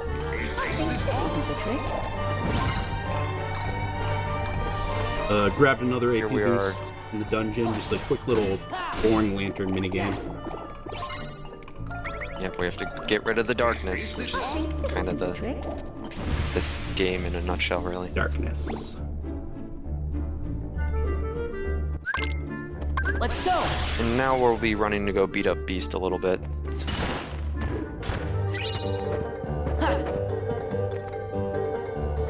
Yeah, another AP boost in that chest. Valor form for movement. I'm going to use Valor form in the fight against Beast here as well. Be able to take him out in just one combo. Yeah, Beast is under kind of like a mind control thing, and we're going to try to knock him out a bit so that he can help us fight. Oh. Yeah, Cogsworth allows him to be stunned. There we go. Oh, really? Really now? 1 HP hero. The hero, dude. Alright, I'm gonna not try to start talking at the beginning of the fight from now on, because clearly it keeps messing me up. I'm notoriously bad at multitasking, like talking while playing video games. So I'm just gonna let Slick and Logic handle that when I start fighting from now on. Most fights... Again, another instance of save warping here, too. Oh, yeah. Most fights in this game require a lot of attention, so hopefully Slick and I can break everything down. That wasn't a random RC fail game. I did it too late. I let Beast go into his attack animation, and he actually has iframes from the RC while he's doing an attack. So coming to the final, or not the final boss, but the second final boss of Beast Castle is Shadowstalker. Shadowstalker is a pretty cool, silly fight, personally, but we're able to stop this fight by a really cool trick. Windowless. Yeah, sorry, Windowless, sorry, I was just like, okay. Sorry, The range. The Valor form, you're very, very strong with everything you have right now, so we're able to skip the annoying part of the fight. Now we're on to Dark form, which is actually the final boss. Super simple fight, what you expect. We do a solo trinity, this happens when Dawn and then out on the field. It's Beast who's out, so we're able to do this move, and now just a little tune up here. Very nice, very nice. Yeah, it does one combo in Valor form, reverts out of it, does a hit, goes into that solo Trinity limit, and then basically just air combos to finish off. Yeah. And a question people might have is, why didn't he just do more damage in Valor form? There's a thing that we have to worry about with bosses called HP base. Bosses behave differently depending on where, what stage you're in with their health. And if we were to go crazy with Valor form there, we would actually pass his first HP barrier and go to his second phase, where he does his DM, which is very annoying to deal with. So with bare minimum Valor form, And then once we are able to safely kill them from that point, we take them the second phase. Right. Now we Clarity made is our way about to Disney ensue. Castle. Yeah, one of the best and worst strats in the run is coming up here, where we have to escort Minnie to the Hall of the Cornerstone. How we're going to do it in the beginning is not exactly how the game planned for us to do Yeah, it. I'd rather not spoil it. We'll just let them watch. Because whether I get it right or I mess up, it's going to be funny. Yeah. This way. This way. Let's go. And away we go. So this is a lot harder than it looks, let me tell you. Yep. Can you go the whole way? Can you go the whole way? Oh no! Okay. Still pretty clean, pretty clean. Yep. So mini push is harder than it looks. Like I said, it's very, very hard. But that made it look easy right there. It was very nice. Feels pretty good. Yeah, Minnie's hitbox is very small for her areas of space because she's a very tiny mouse. And yeah, you just kind of gotta position yourself just perfectly behind her in order to push her along there. So, All right, now we have another escort mission where we are using this Faith Reaction Command, both to push away these bull towers and to hopefully kill them, get some money and some experience. yep, I want to be at 640 money at the end of this because I need to buy 2 accessories from the shop in the next world. And I had 600 for this. So I had to go out of my way a little bit here to grab some money to ensure I had enough. But I should be good now. I think I just need 10 more money, which I'll get from killing one more of these. This way. And there's a guy in front who is Let's go. ripe for money ravaging. This way. And a little extra XP is nice Let's too. go. This way. I'll be honest, I had totally forgotten about the money threshold. Let's go. I did see personally. Good thing I didn't. Yeah. Because we're about to buy That's 2 supposed to be accessories from this next world. That's 640 money total. I have 650, so I'm in a good spot. Those accessories give us, I think, 2 AP each. Lets us put on some more abilities. They both give us 1 strength. So we'll have 1 extra strength than what we already have because the accessory we currently have on also gives 1. We're going to replace that with one of them and then put the second in the newly acquired accessory slot we just got. Oh, I already bought one. One at a time. One at a time.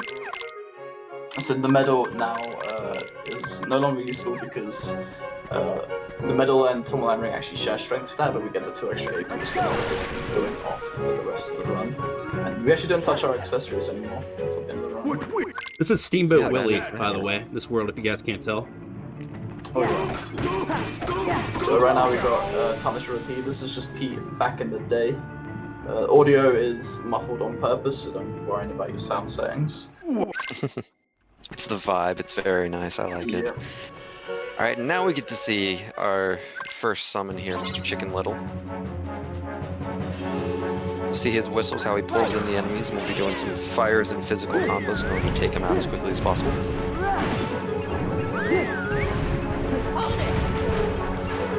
Very nice so far. Chicken's whistling is based on your positioning to the enemies and how the enemies are around.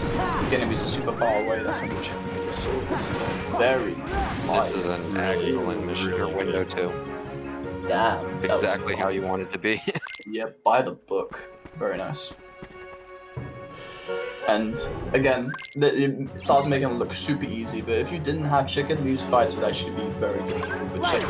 If you know how to properly use chicken, it just makes it super easy. The shadows. Yeah, the hot rods coming up here were definitely notorious enemies for people playing these games as kids for the first time. But Chicken Little makes them not too much of an issue.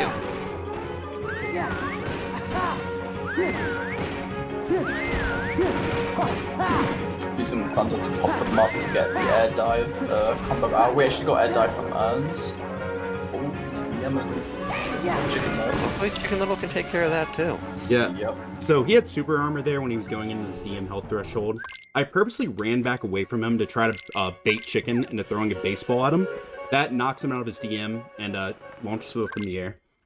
And thankfully Chicken cooperated. Baseballs are stronger than cars, as everybody knows. Yeah, try it at home, it works. No, it doesn't. Oh, no. I'm just kidding, please don't. So again, Chicken making quick work. Right now, Thunder's going to position himself to be doing direction commands. Hopefully, the fight is pretty much done because they need to spawn instantly. So Wow, that was interesting. Yeah, no problem. Pretty good fight. First air slash there on the hammer frames whiffed, but not an issue because we get to stay in the air long enough. I guess I wasn't close enough to the middle. I thought I was. Haven't seen that happen, but it's okay. Now, on this window, we're actually going to opt on not summoning Chicken to save us for future fights. But Thara's going to be doing his best to clean up everything. Because of how strong we are and how weak the enemies are, quick work with them. Dude, by doing a Trinity, whiffing on purpose to get the finish out as soon as possible. And So it instantly kills the enemies instead of having to go through a little extra animation. yep. Give me strength. Alright, now he's going to be going into Valor form to run over to this fight, which we call Boat Pete, which basically you grab onto this little hook and try to beat up a box. Can you talk about the driver cover I just used? And like why? Oh, yes. Come on. Oh, yeah. So Thara used, he did a menu there, put on the drive recovery, double drive recovery before Bailey and Polar Bastion, so it's a little while ago. But that drive recovery basically fills up our drive. And if you go into a drive form and then use the drive recovery, it takes your drive to the max it can go while you're in a form. So if Thara wants to, you can go Valor, revert immediately into Valor form again. So right now he's going to try not to get thrown off the hook. Very good RNG. So yeah, I would say that was incredibly generous. I also picked up a chest there. That gave me a synthesis material. You use those to craft various items at the Moogle shop. We're actually not going to use it to craft items. We're going to use it to get an item at the end of the game here that Logic can talk about because I can't talk. Well, I think we'll save that for the gun right now. Sure. We have to talk about. Yeah. So it's old P versus new P. It's going to be. Oh, HP hero. So old P does nothing but what there's no I didn't get the Valor level up. Uh-oh. So P is broken up into different phases. The phases are the same things that we saw in the Windows. There it is. Yeah. Because of how strong we are, the fight is literally just square from controller, just twice. Because of how strong we are, we skip. With Valor form, you can actually skip to the finisher by hitting square, which is super nice to get big damage out quick. Now we'll just cycle through the phases that were the Windows. Very quickly. Luckily, Thar knows how to deal with it, even if he's not in Valor form. Reaction command. Back off. Not bad, not bad. Yeah, I made a mistake of going Valor form too early. I didn't recognize that I didn't get the Valor form level up on Boat Pete. Which every time you level up Valor form, you get an extra gauge of drive to use during the form. The more drive gauges you have, the longer you can stay in the form. Typically, you get the level up there, but I actually had really good fights with Pete and OC and then Thresholder, so I was down a few extra hits. So what I should have done is I should have pushed him to his second phase at least before I went into Valor form. But it's okay, I was still able to recover it Bring it pretty well. on. Didn't lose too much time because of that. So now that the fight's done, we can discuss why Thar picked up that chest. So our chest routing is very methodical, and we pick up things that we need, and we don't pick up things we don't need. However, Thar picked up a chest that is kind of questionable. However, the chest you picked up is actually a synthesis item, and as Thar described in the moment, you use them to craft things, but we will not be using it to craft anything. The Moogle actually gives us gifts based on how many items and what items we give him. And very far into the run, it won't be for a little bit, we actually turn in the synthesis item to get a elixir. Very good item, basically replenishes health and magic back to full. There is RNG to get a synthesis item just naturally through the run. There are some occasions where you can get a synth drop. Synth drops don't drop in fights, but they just drop in random encounters as you go. However, we don't leave it up to chance if you pick up a chest to guarantee that we get the elixir. Yeah, picking up that chest took no time at all, so not a big deal. Yep. Also something we saw at the end of the world, we actually, from finishing off Pete there, we actually acquired 2 things that are going to be very useful for the rest of the run. One of them being Wisdom form, which you're not going to see quite yet, but it is our second drive form, this time using Donald. And what's cool about that form is it gives us an ability called Quick Run. And as you'd imagine, it allows us to do a little dash to move around quicker. And you'll see us leveling that form up by killing enemies in Agrabah, which is not where we're going yet, but that will assist our movements for the rest of the run. We're actually heading to a world that's going to be quite different from the rest of the worlds. One of the few worlds in the Kingdom Hearts series that is based off a live-action movie. We got Pirates of the Caribbean coming up. We won't see it because we skipped the cutscene, but Goofy actually comments how this world seems pretty different from the rest. 2006 era graphics, I think they did a pretty solid job of incorporating live action and making it somewhat mixed with the Kingdom Hearts art style. It's gonna look a little bit jarring, but it's all they had to work with at the time. Yeah, the gimmick enemies, we're not gonna be fighting a lot of Heartless in this world. We're actually gonna be fighting the undead pirates from the Pirates of the Caribbean movie, which are normally very annoying enemies to deal with, but because we have the power of Chicken Little and magic, we're gonna make very quick work of them. These enemies are significantly weak to magic, and there's actually a special effect that will happen to the enemy depending on magic or type of magic you cast on them. We're going to be making use of Blizzard. Blizzard literally freezes them in place, and that is very important. One, because we're able to crowd control them right in front of us and keep hitting them with it. And two, the gimmick of these undead pirates, if you remember from Pirates of the Caribbean movie, is that when they're in moonlight, their skeletal, true undead form appears. The gimmick they added with Kingdom Hearts 2 is they are invulnerable unless they are in moonlight. So we're going to be using Blizzard and Chicken Little to draw them into the moonlight and keep them there, so that we're able to make quick work of them. The nice thing too about doing Blizzard over Thunder or Fire is that whenever Blizzard literally freezes them in place, whereas Fire and Thunder, they kind of linger around. And a little cool fact that many people might not know is the Fire and Thunder status element can actually be transferred to other pirates. The static of the Thunder can be transferred, and the Fire can knock away pirates. Well, over the Blizzard just freezes them. It doesn't transfer. So simple to Sorry, I just need to cut in here very quick. I just noticed that Thar put in the general runners that it's a good time for this. Is it still a good time, or Yeah, you can read a quick one real quick. We can do it. Yeah, this is not a super important. Yeah, I've got one £20 donation from IMJV. The comment says, "Good luck with your speedrun, Thar. Shout out to the homies Thar, Slip, and Logic." Doesn't go towards any incentives or anything, but thank you very much for the donation. Now we're up to 287. We're nearly at £300 total donation. So let's All right. get donations. Thank you very much, JV. That was weird. I actually killed the entire second wave in 2 fires, which I've never seen before. Maybe I should read more donations out as you're fighting. It might actually. Yeah, get Well, some good luck. that could have screwed me up Yes, good luck. potentially, but I was able to make do. So now we have Jack Sparrow. Jack Sparrow is probably, actually I would say he is the most useless pirate member in the run. He, Most of the time, we get rid of them. Yep. So does have some Chicken Little here. Ooh, oh, there's a Got that synth item, but doesn't really matter. make it a platinum. So in We got that 12 instance- hours, right? Yeah, I think we got time. So that item would have made picking up the chest worthless, but because it's RNG whether we can get that item or not, again, it's just for consistency's sake to pick up the chest. Now we We get have another timed fight coming up here as well. Aldemware is pretty dangerous if you kind of get caught out, thanks to Chicken and the positioning where it can crush everything. The nice part about Chicken Little is you can kind of put everything in a loop where you do an air combo and it knocks everything away.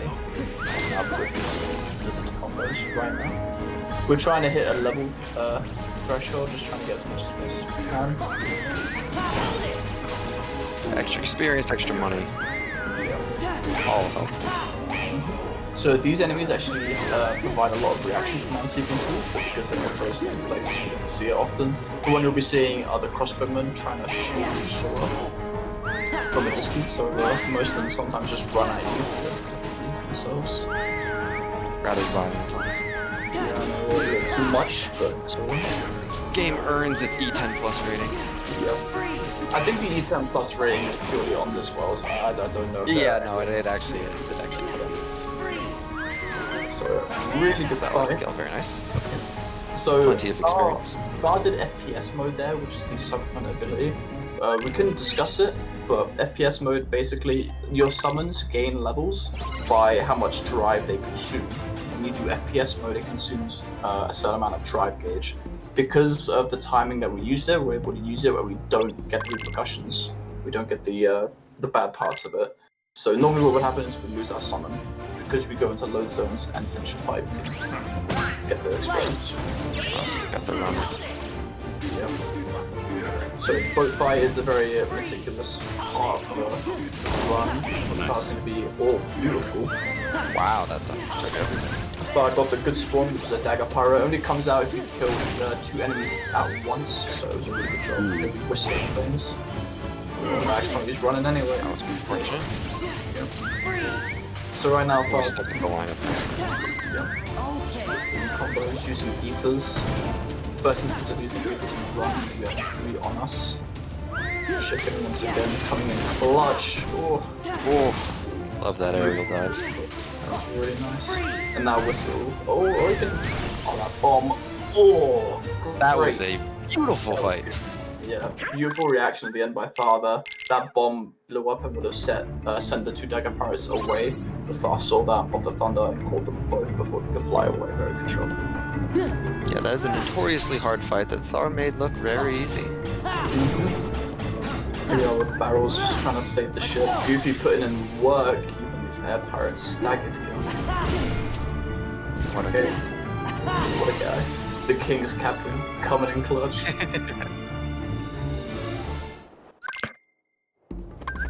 And now we're going to be running over to the boss fight of the world, which is Mr. Barbosa, who, interestingly enough, is affected by our magic in the same way that the normal pirates are. So Blizzard's going to be able to freeze him as well, which we're definitely going to be taking advantage of. Make this fight look incredibly easy. You also saw Thar preset Reflect, which is another spell we're going to be seeing a lot of later in the run. But he doesn't have it shortcutted, so he has to preset it to be able to use it quickly. First takes out this little Heartless called the Illuminator, just to light into the arena.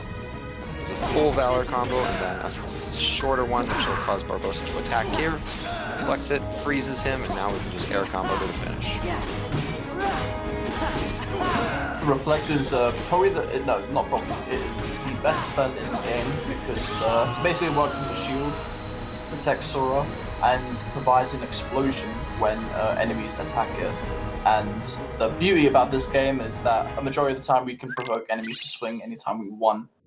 So basically, the reason why enemies swing and the reason why we can affect that is a thing called revenge value, or RV. I'm going to take this minute to explain it if that's okay. Yeah, it's a big concept. Yeah. So, revenge value is basically an invisible number in the background that is assigned to every enemy and every boss in the game. And revenge value basically most bosses, right? I apologize. And so Sora applies revenge value with every action that he does. Some actions produce more revenge value, some don't. At some point with a boss, with Barbosa we saw there, Thar did 2 Valor air combos and Barbosa one-shot it. That's because Thar hit the revenge value that Barbosa has. And thanks to him doing that, he was able to constantly get the reflect down because those numbers of RB, referred to as RB. And the beauty of reflect on bosses is that we can go into this nice loop of doing main offensive abilities and then falling onto reflect when we know we are going to hit RP. And the reflect is given to us pretty late, about an hour or so into the run, which is going to cause some time of sugar. And it wasn't used much in that world. We had it in that entire world, we didn't use it. However, in the coming worlds, you'll be seeing reflect a lot, and you'll be seeing just how broken it can be when put in the right hands. What's really interesting about this RB and Reflect interaction here is a lot of these bosses and enemies are essentially going to be killing themselves. Yes. We're gonna bait them into doing it. I love it. A lot of talking about RV, especially Nice a boss we'll see a little bit later in the run. Don't want to spoil it now, but you can do a lot of really cool loots with Reflect and manipulating the RV, and we're in control of the boss fight. A lot of the actions the bosses are doing are because we are making them do it. It's really cool, the AI manipulation that we can achieve. Yep. It is one of the beauties of 2FM is just how much of a badass you feel. You're in control for pretty much the entire fight. The strats provided for the runners to use are basically put in place to make sure that the enemy never has an upper hand to you. They never have a chance to catch you off guard, which makes you feel like a legend when you run this game. When everything goes right, you feel amazing. Nothing can go wrong, it feels like. It's always on you, for better or worse. That being said, it is very hard for a lot of things to go right in this game. Yes. Yeah. There are Some things that can just go wrong. Yeah. And there are so many things that can go wrong with so many different fights. And really the key to going fast in this game isn't necessarily like following the blueprint. It's just knowing what to do with the situation the game throws at you. Some of those situations are a lot worse to deal with than others. But it's just the hand you're dealt with. You'll really see like a skilled runner shine when they're able to take bad RNG and still make good work out of it. Now, quickly getting into this fight, another instance, or actually, is this our first instance? No, second instance of dying on purpose. But this fight is incredibly long normally, so we just take a bunch of hits and allow the fight to end itself. Yeah, there's another fight where you don't actually win it. It's on the time limit, but you can speed it up by taking the death. So I was going to be buying ethers right here and picking up the elixir we were talking about a little earlier. I'm not going to use that elixir quite yet, but that's just the most convenient. Yeah, time that's to pick gonna. it up. Going to be going to pick up Aladdin, another party member that, now that I think about it, kind of does nothing. Yeah, we instantly turn him off. Put him to Sora attack, which, as we talked about before, is the party customization, which causes him to do nothing. And then, as mentioned previously, going into Wisdom form here, which we will be leveling in order to get the quick run ability to allow us to move around faster. Yep, Wisdom form is the quickest form of movement in this game. So we're gonna be... Oh, really? Oh, unfortunate. We need that shit. Oh, for sure that would hit it. Wow. That's the AP boost. Yeah.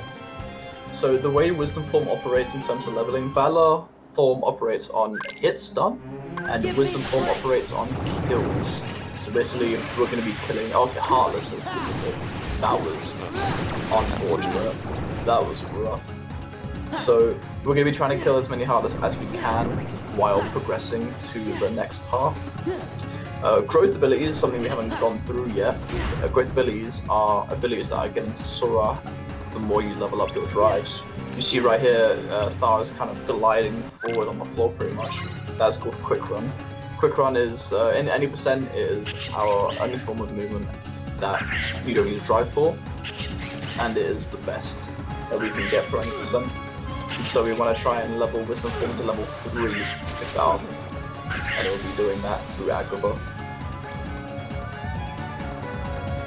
Another instance, slight instance of pushing an NPC to go faster. You're able to push a boo there a little bit. Not to the same degree as Mini, but saves maybe a second. Be me. Done optimally. Yep. So right here, Aladdin and Donald are actually on Sora's side right now, so they'll do nothing, which lets us, once again, provoking enemies to attack you, a little love tap, and they'll come in for a little kiss. We smack them, then reflect them, and hopefully it takes out all the surrounding enemies too. So far, good luck. Just get that fireball, nice. Oh, That was dumb. Whatever. Alright, not an issue, but kind of annoying. Yeah. Fat bandits can be very annoying. Basically, the gimmick with these kind of enemies is their stomach acts as mode. Apart from magic, as we'll see. Muscle wolf there. Good kill. Presetting solo Trinity. The reason why it's solo again is because Aladdin is our over Goofy. if they get a platform here. This guy takes the reflect over into the other fortune teller for the kill with Trinity Limit. Very cool strat we have going on there.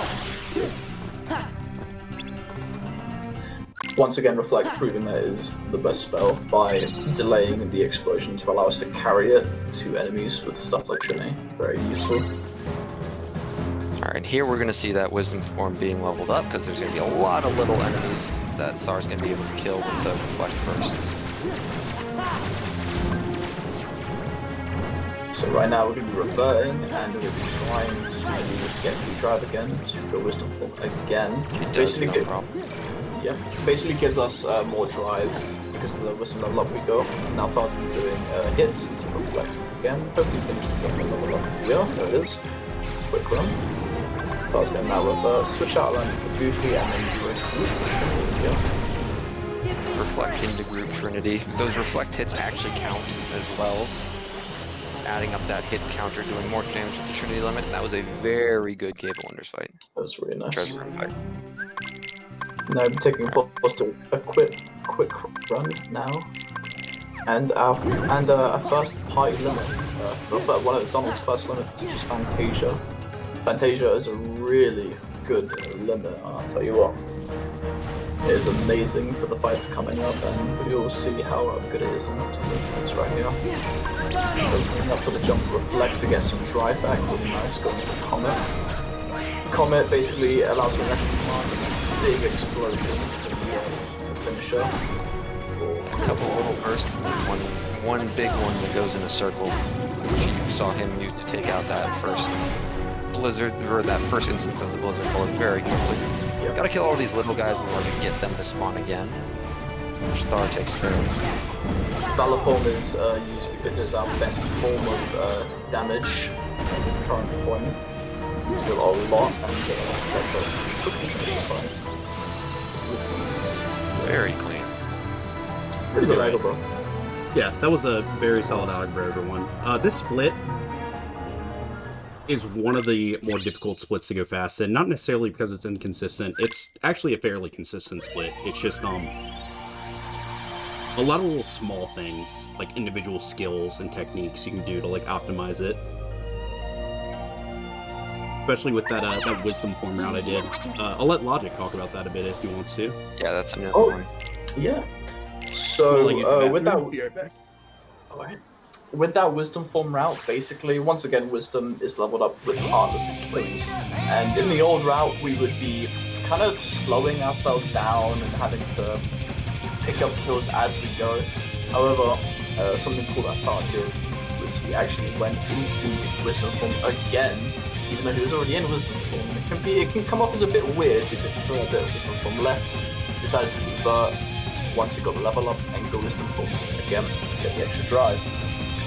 Speaking of using drives, I'll go into a little punishment that can be given out if you go into drives too often, and that's called Anti-Form. Anti-Form is a form that strips Sora of a majority of his tools and makes it so he can't revert from the form unless it depletes naturally. Most forms you can kind of choose when you want to revert out of them. Anti-Form doesn't do that.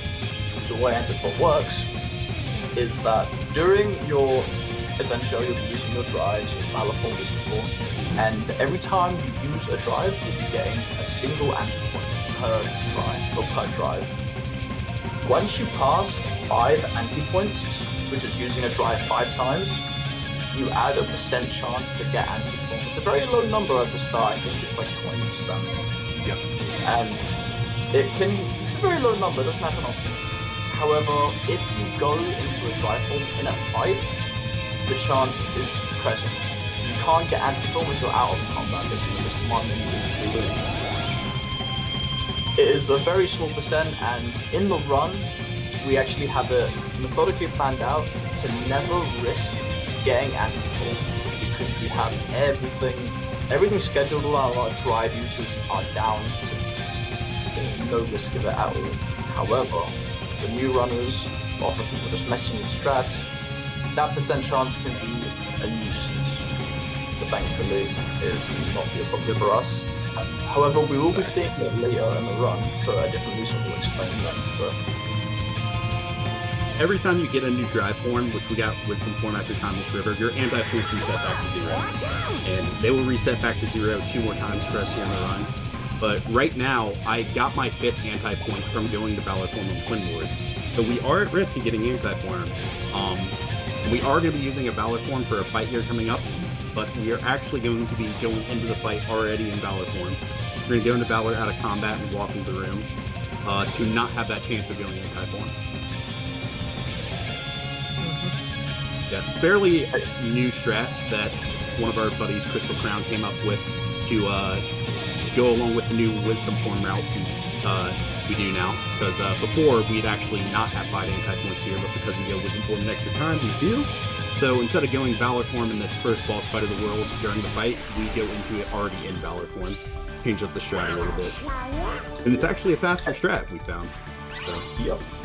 And again, it is perfectly safe because you are unable to get anti-form when you are out of combat. So there's no problem with you not risking anything. As long as that command menu is blue, you will never get anti-form. So we take advantage of that with the new route. Halloween Town, Nightmare Before Christmas.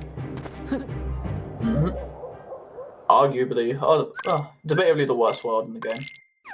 In terms of a speed run stat. RNG, yeah. Heavy RNG based, yeah. Yeah.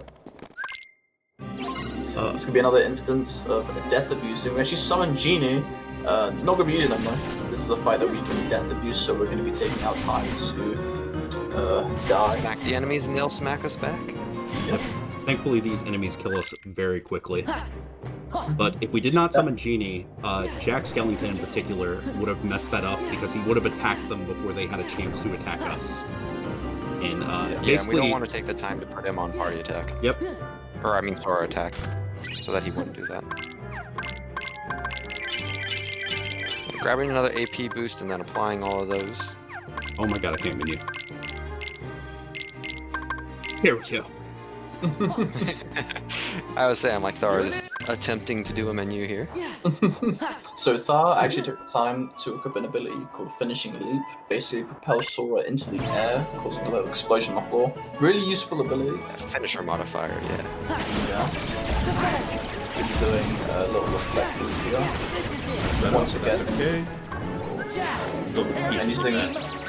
That worked out pretty well still. That one's cool. A really cool limit. Pretty strong too, and a really weird limit. You can do a lot of properties with it. Okay, so something you can do here is actually stop the limit around the same time that you kill the enemies. And when that happens, the game kind of freaks out and it skips the cutscene for you. A really cool thing about that. Yeah, tiny piece of tech that Yep.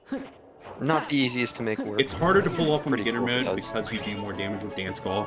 And sometimes, as you saw there, Dance Call like can knock one of the enemies into the air. And I couldn't see how much health that enemy had. I thought I was able to get it there, but he still had like 2 more hits left, which is not a big deal. I don't get that trick very often. Right, running into our first boss of the world, Prison Keeper again, Thar going into Valor form before the fight, as he said. Kind of the gimmick of this boss is that Lock, Shock, and Barrel are inside of it, and the Prison Keeper can decide randomly which child he wants to eat, and unfortunately picked up Lock or Shock there. Not a which big deal with the new causes strat. Prison Keeper to go up in the air. Yeah, the new strat take it out pretty quickly regardless. And every time he hits a certain HP gate, the Prison Keeper will either eat a new child or go down and kind of like reset itself. And here's eating another one, we'll see what we get. Barrel. That was very aggressive. Nice use of the Yeah, cool little magic combo. Reflects Blizzard into the finishing leap, allowing the combo to be extended even though we don't have the combo master ability. really good positioning to support the fireball while going into Comet range to hopefully finish the job. Nice. Very nice. Very nice. Really good. That fight is very quick, and thanks to Valorform being really strong, we can kind of skip through phases every like 10 seconds. We just skip to a new phase of the fight. Thought I did a really good job making sure all the hits connected, making sure everything went well, even with the bad RNG. The kind of bad RNG at the start. I mean, Doc is the worst child for him to eat at the beginning, no matter what the strat, but with the new Valor Form opening strat, it's not a big deal anymore. It loses like maybe a second, as opposed to like 5+ that it used to. Another quick instance of save warping with the added benefit for Thar here of every time you leave a world in a drive form, you revert from the drive form and get back to full drive. Which he has now. Because we're going to be summoning Sugar Little here. Let's fight the run, baby! This fight is it's very gimmicky and has a lot of RNG that can really lose you a lot of time. It's kind of absurd how much time is Totally out of your control, yeah. Yeah. Bogey just decides to be not very nice. The gimmick of it is you have to knock out 10 boxes. I think it's 10. Either 10 or 9. Or 12 in that first phase. Or no. Yeah, that's 4 times 3, right? Can I even math? Oh my god. It is 12. Yeah. Okay, 12. Alright, cool. Whoops. So we have to knock 12 boxes into is kind of... I thought we would call that. Hope you like Platform. Bogey's gonna be spamming platform. Right now, we'll be doing a little trick where we're going to be taking an enemy Nice and nice. down. Hopefully, when the enemies get taken through this, very nice. Good. Oogie cannot spawn more than 2 enemies. Oh, yeah, more than 2 enemies. So we keep either 1 or 2 of them alive to let us use them a part of the fight, which is very nice. Nice whip. Jack giving us a little push there.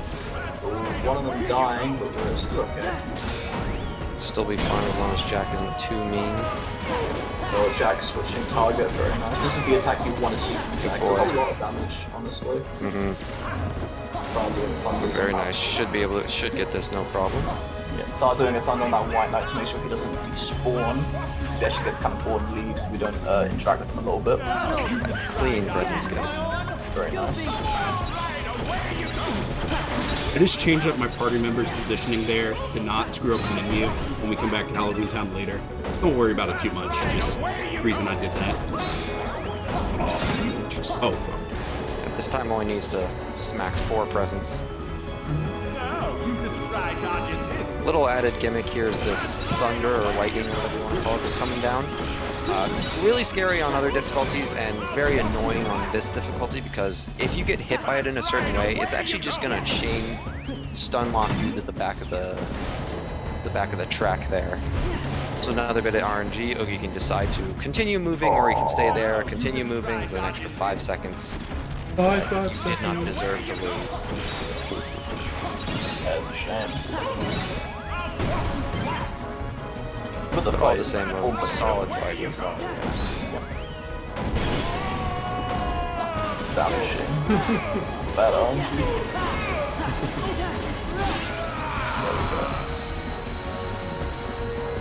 That was a pretty good Halloween Town. The bad RNG on it. Yeah, it was solid. Down on it, but it was pretty good. Execution-wise, very good. Still getting present skip is the main source of time save in that fight. Yep. Thar actually just picked up his final new spell of the run, Magnet. Magnet is debatably the best next to Reflect. Reflects only competition. Yeah, literally. And the point of Magnet is to act as a magnet and drag enemies. Oh, wow. Yeah, I know, it's a crazy kind of concept, but here we are now. So Magnet basically carries the enemies into a certain point, basically just puts them all together. And we're going to be using Genie for once. Genie is a pretty cool summon that is has different styles depending on what form you have and what form you change into. Using magnetic and everything, using the wisdom attack. Doing a little trick here to make the Berserker drop the Claymore to the VRC. Oh, that's so unfortunate. Okay. Sure. Fell out, but he stuns him again. Oh, dead. Maybe not quite stunned. Okay. Now, Thar's gonna be setting up for a really cool trick here. We're doing Magnet and doing Trinity with Ultima. Get it? Oh, Damage. Not Little quite bit the too kill. close. That's okay. So the reason why that worked, the reason why that worked, we said earlier that doing that Trini doesn't do any damage until the finisher, the final part of it. But if you incorporate a magnet into 2 out of the 3 subsection abilities of the X, square, and triangle, you can actually drag enemies out of a magnet, and then they get caught back into it, which basically has them get damaged every time they get pulled out again. And the point of that Ultima is to pull them out of it. The point of the magnet is to pull them back. Right, So you basically drag them between 2 places at once, and the magnet ticks deal the damage. And as you saw, a lot of health just gone, pretty much in an instant. You're right, Chipper. That And we fight, utilized that quite a bit in the run. I mean, that wasn't like a super terrible fight, but that was pretty bad, and that's because that fight doesn't work. It's It's never rather worked. inconsistent. I was saying any fight with Dusks is a fight where you're like have a very good chance of losing. Because Dusks, I don't even think they're like programmed to be consistent. They are very random and unpredictable enemies that just do whatever they want. Dust is Bodies also- slip and slide around. Yeah, they're like obviously programmed to be very elasticy, so their actions are very emphasized. The way they move is very emphasized, and like the distance they travel. So if you mess up a strat or if something goes wrong where they fall out of it, or fall out of like your control, they will literally drag themselves super far away from you, which makes it very difficult to recover the fight. And that's only like a Dusk special right there, so it can be very annoying. I'm gonna grab a couple AP boosts here on our way to their next world. We're almost done picking up our AP boost for the run. So only got a couple left. Nearly there. The next world is Space Paranoids, a world from Tron. Unlike most other worlds we visit in this run, where we take our gummy ship and fly through space, this world's actually different. It is a world within a world. We're back at Hollow Bastion, the main hub of the game, and we're going to be going to this computer, which is where, to the lore of Kingdom Hearts, a copy of the computer program world from the Disney movie Tron was made. So, not technically the original Tron, it's a copy of like all Leon the body programs, blocking, but too. yeah. Super Yeah, actually, cool art lore-wise, style. one of my favorite. Yeah, lore-wise, it's really good how they input it in the game. Basically, Tron World, or like Space Paranoids, is the reason why Hollow Bastion has a defense system. So now that I think about it, it'd be better off if this world didn't exist. Yeah, I didn't get think it of that out of here. either. What is this? Did not consider that Also, either. you saw Thar. Yeah. Also, you saw Thar really briefly going into limit form, which is another form that we got from defeating the Berserker enemies that you just saw. One of our most powerful that you'll be seeing a lot later on too. Very useful for skipping over segments of boss fights towards the end of the game. And we'll actually also quickly obtain another form, Master Form, which don't see quite as much of, but is incredibly cool to see. One of my favorites. Master Form is debatably one of the most stylish forms you can get in the Yeah, run. it's really my cool. favorite, for sure. It's super awesome. Master Form is actually the last form that we get in the run unless something changes. We'll discuss that later in the run. And now our anti-points begin to kick in and become kind of a problem. Thankfully, with the way we route it, it isn't, but it's very restricting now because we have to keep our amount under 5 until a certain point, which is like 3 worlds. It's very far. So, be very careful. 5 kills there to progress, pretty good. Yeah, minigame gimmick of Tron World is of course the light cycle. That first segment there is random and on other difficulties can be a little scary, but this longer section right here is consistent. You're going to see Thar attempt to get something called I don't actually know if we have a name for it, but it's a little Shield boost boost. you get here. Yeah, a little shield boost, which basically these green enemies, they throw up a shield, and it's supposed to be if you try to attack them with your Keyblade, it's going to knock you into the wall. What we can do is attack it when we need to turn to allow us to turn faster, and Thar gets it right there, which is a really cool little piece of movement you get. That's okay. Didn't turn quite soon enough there, but not a big deal. Again, this is a consistent segment, although very tough for people who are trying to learn the speedrun or are playing the game for the first time on harder difficulties. Very dangerous on harder difficulties.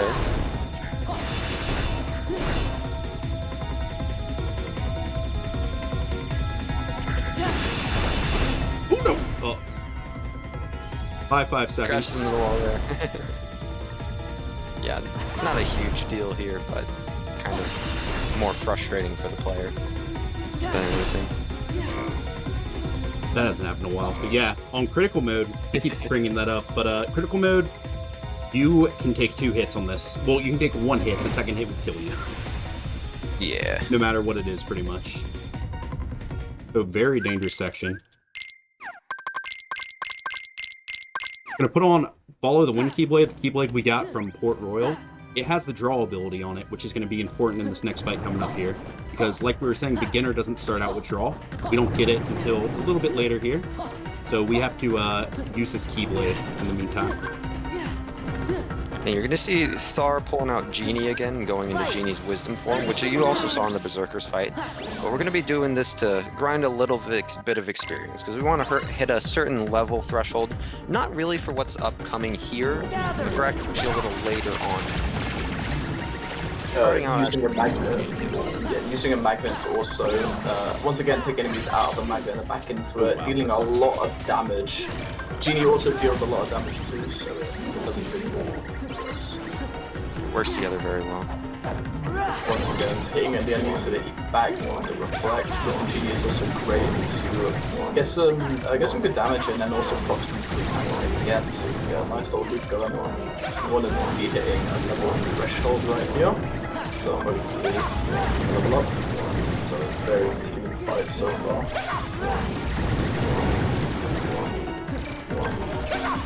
Yeah, another thing that makes Reflect even more powerful is how little MP is required to use it. You can use many before you run out. Very good good monos, I would say. Yeah, very solid. Yeah, that was clean. And now for the wind is done on purpose, so we can sort of hit. Oh, Hidden Dragon! Alright. Hidden Dragon? You'll love to see it. I wish. Thanks to doing monos, Tron actually got his limit, his power back. He actually got set up. But unfortunately, we don't get to see that here. Yep. The setup is probably one of the coolest limits, I'll be honest with you.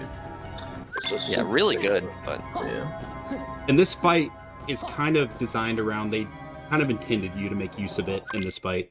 But we have a better way to do this fight. Yep. So Tharo's going to be opening up this fight with Comet, and this fight has a lot of health barriers and has a little gimmick with clusters. Gets back. Oh, there we go. Okay. Almost using bad. Master Form to use the draw that comes with the form to get nice clusters to freeze him. Taking a fire to drag himself to him and dealing a bunch of damage to his next HP. Yeah, these attacks are very cool. Also the fire for movement as well. Very awesome. Thunder there, get around, knock out some extra orbs. Wow, that was very close. Smacked a little bit there, but we're okay. Using the freeze again to catch him almost immediately and using the Comet to amplify Comet. Having the enemy in the middle of a Comet range does a lot of damage to next. almost Hostile program almost is bad. frozen, he cannot get out of it. Almost a bad fight, but I was able to recover it, thankfully. Very shaky. I believe I have 13 ethers right now. Yeah. 8 for Aladdin. Aladdin's 2 makes 10. That makes 12. Neutron's is 13. Yeah, now moving on to Hollow Bastion 3, which story-wise and whatnot, one of the coolest parts of the run, but very finicky with how we're trying to deal with it. I was going to be using a lot of magnet tips to keep everything under his thumb. Crimson Jazz coming out, definitely one of the scariest enemies. Oh, I fucked up. Excuse my language, I screwed up. So I'm gonna send Chicken Little as a backup here. I did not mean to do that, Blizzard. Yeah, please do watch language. I'm so a little sorry. bit. I'll let that slip for now, but please do watch that again. My apologies. Yeah, try and keep it PG if we can. Decent recovery for the fight. No, normally you would want a Magnet Trinity there, but I thought I had to use an extra Magnet, so sadly couldn't get that done. And luckily, using Chicken Little as a backup doesn't really cost us anything, because we go right back into an area where we get to regain our drive, so it doesn't really cost us. But now we are going to see him on purpose this time. Dancers are extremely scary once they begin to start doing actions, but thanks to the chicken, keeping them stunned and whistled makes them effectively easy pickings. It's very nice. Now we're doing a cool segment here of Fire finishing loop, something like Trinity. Once again utilizing Magnet, very nice. Security system seeming to screw something up there. It wasn't the security system. I was not in a good position for the last wave to spawn. And missed one. Oh, did that but dancer not get pulled in? Yeah, I wasn't quite in the middle. Yeah. Dance, water, dance! Now onto Demix again. We're actually gonna kill him this time. Actual fight, yeah. Yeah, the real fight. Another dance section right here. Thar is actually going to be doing something pretty cool. We'll be taking him to around 34, doesn't want to take him any lower. And when takes him to around 30, is going to be using Trinity. Using both parts of the Trinity, the square and triangle, to take him down below 5. And if you the Trinity here, Absolutely melts his health bar. super strong. That is because of the way that the Trinity interaction with dancers. Going from the first time, a super sick solo form for Sora. Cool little ability based off page 1, which is super sick. And then a comment to Lupin death. Once again, hitting RB on purpose to kind of put in the sequence to make sure comma rain next to it. Pretty good fight. Easy fight. It's really good. And from there we go directly into the Final Fantasy fights, which is a sequence of mob enemy battles where we get to work together with our Final Fantasy friends, who some are more helpful than others. Unfortunately, Yuffie here can cause some problems knocking enemies away from us that we don't want. Hopefully Thar can work it pretty well here though. These are seen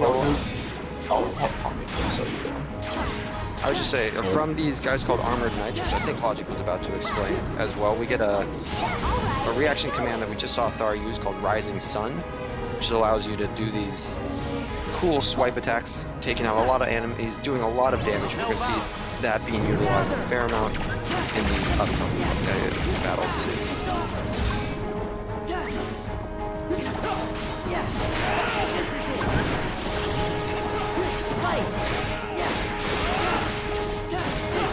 Once again,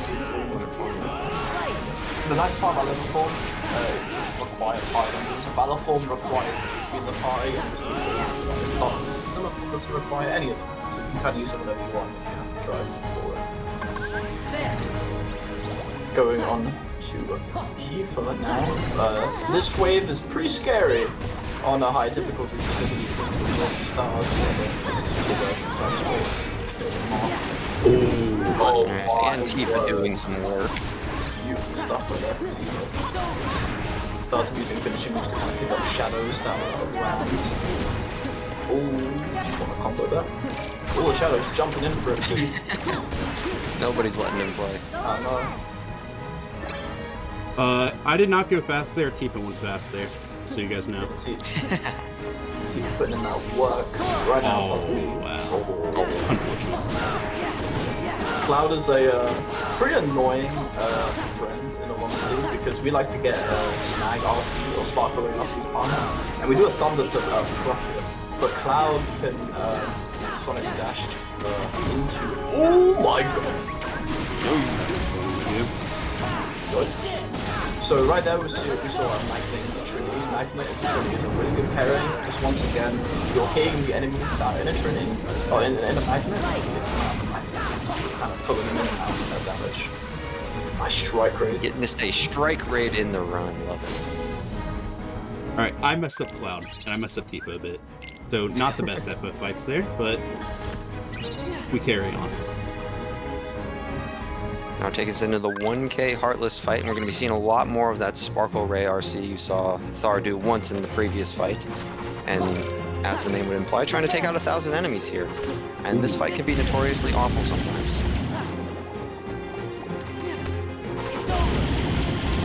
With every one of these RCs, he's hoping to take out about like 60 plus enemies.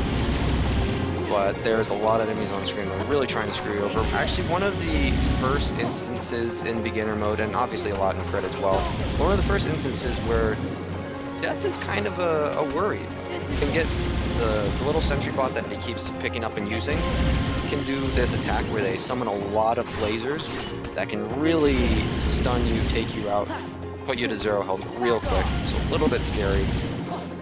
There's actually a lot more that goes into the fight than you might realize. It's not just pressing triangle over and over. There's a lot of camera and movement manipulation that you want to do in order to kill as many enemies per burst as possible. And Thar's doing a pretty good job of that here. Wants to keep his camera centered in the arena.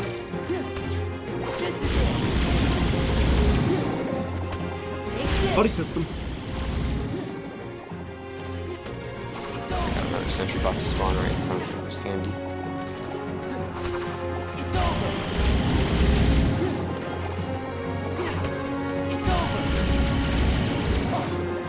Yeah, like laser barrage like that can be kind of scary if you don't have it timed correctly.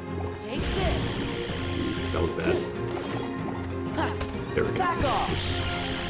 Really now? I'm not very good at ending this fight. But that was a pretty solid 1K. I'll finish it off there. Yeah, not too bad. It was alright, yeah. Now we are past, past the second hour, onto the final hour. This is probably the most consistent part of the run, which is great. Allows a lot of skill to come through and a lot of cool strats to be done. A photo and some ice cream. Right now, we kind of have a majority of our tools. The only things that we can get now are just spell upgrades. But we pretty much have everything that we would want at this point, which is really cool. Actually, gonna scratch that. We'll be grabbing another tool that we're going to be using in Beast Castle. Normally, Beast Castle has a higher battle level, which means they just have harder enemies. But we're just dropping by here just to pick up something very quick. Going to be doing a ballroom here, utilizing magnet again. Shrinking of the Dragoons, very nice. This work? Kill? Okay. Really good.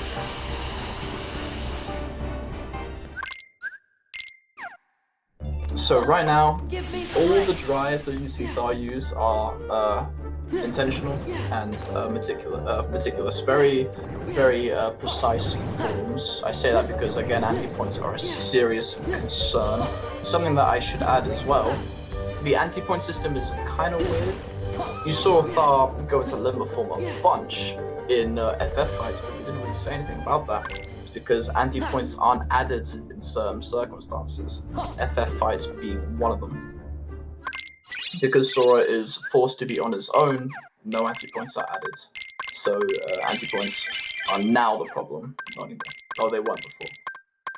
Just got Rumbling Rose, which is a Keyblade that we'll be using for pretty much the end of the whole run.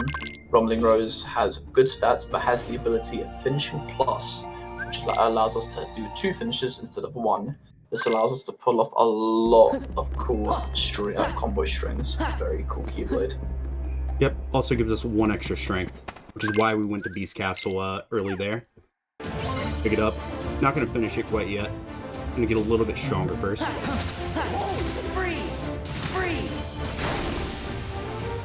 There's a first Finishing Plus. Pretty sick. And again, Blizzard being very handy on the pirate enemies. The entire gimmick of Port Royal is just to really harness your magic and make you use magic a lot more. Sometimes casual playthroughs can kind of devolve to just doing X combo, just swinging your Keyblade. So this is a nice way to kind of stop you from doing that and to make you use your spells. Talking of using spells is Grim Reaper. Grim Reaper follows the same rules as other pirates, where status magic provides status elements. There's some cool combo strings here. This is to pack on the damage. As you can see, he's not able to do anything as he's frozen. Yeah, it's a lot of damage. Now going to Master Form, doing some cool combo strings here.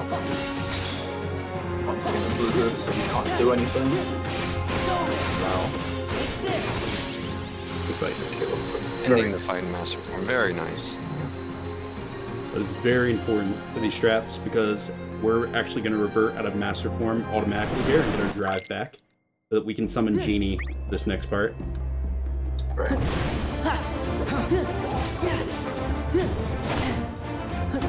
Oh, got hit by a pirate. That is a second down Shot in the head drain. real quick, no problem. Just take one on the back of the head, no swear. So right here, gonna be doing the law. Basically, is these nobody stole the coins from the I don't know what the box. Medallion. The medallions. The chest I don't know what the box of is doom. called. That's it. And basically, Gold of Cortez. oh yeah, I forgot about that. I need to watch more pirates and sort myself out. Tech Gold. I love these movies. I need to watch them again. So we take out 4 gamblers to pick up the 4 coins that were scattered using Genie here. Magnet once again proving to be really good. This time seeing Valor Genie. Yep. Something interesting is Magnet actually comes out as a finisher, unlike every other spell in the game. And thanks to Romping Rose's finishing plus, we are able to do an action after the Magnet, like a Valor action, so you can get the launch attack that does. Got another finisher we just recently acquired. Very good finisher against single targets.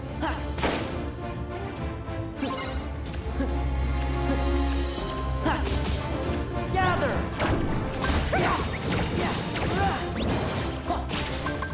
There! I'm gonna pop an ether so I have my MP back for this next fight.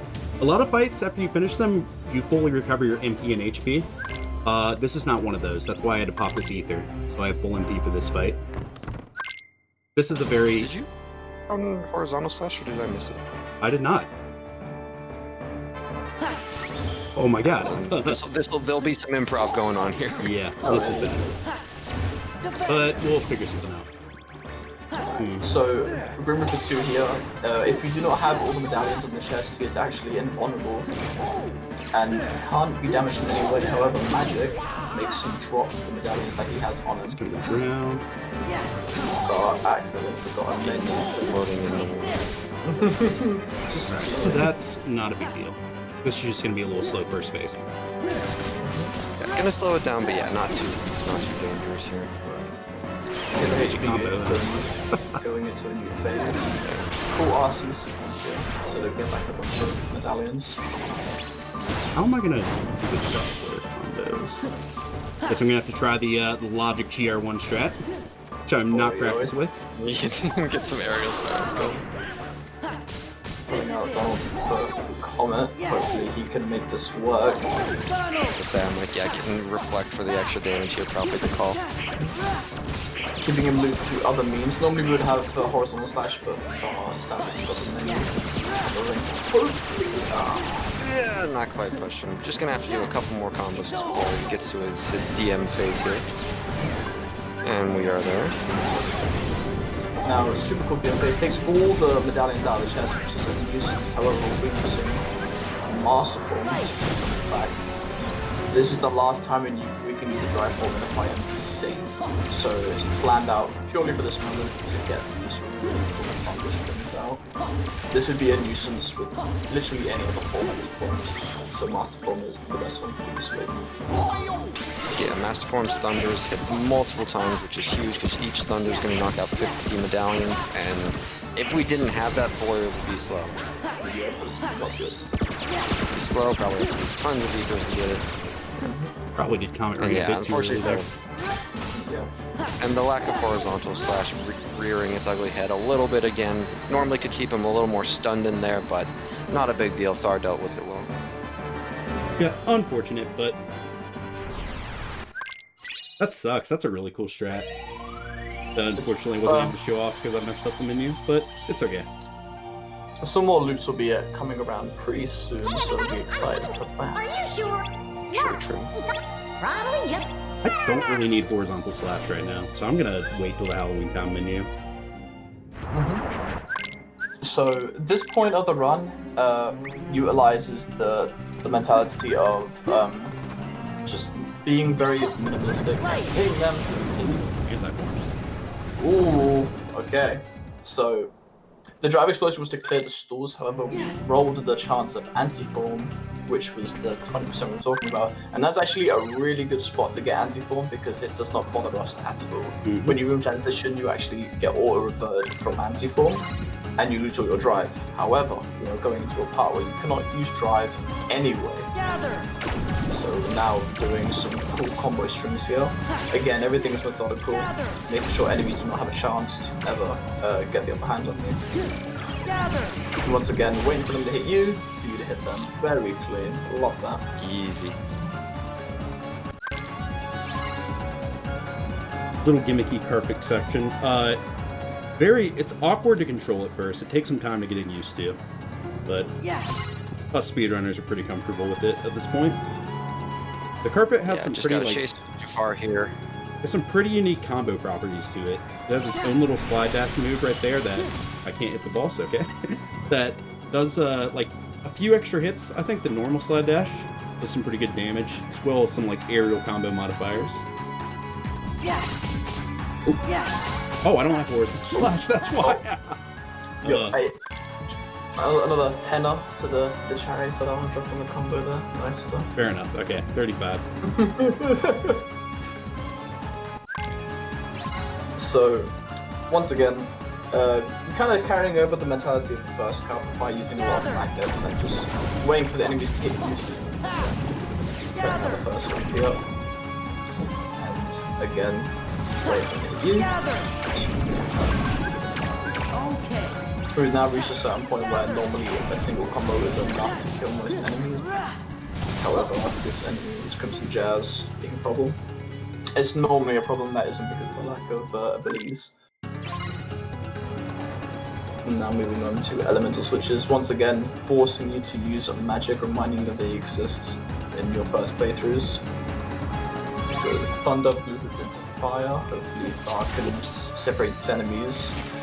The Orlock is very finicky and all the enemies love to stack up on the switches. Not Yeah, it's a really hard to find your target. Yeah, good movement is required to kind of clear them out and get the lock on.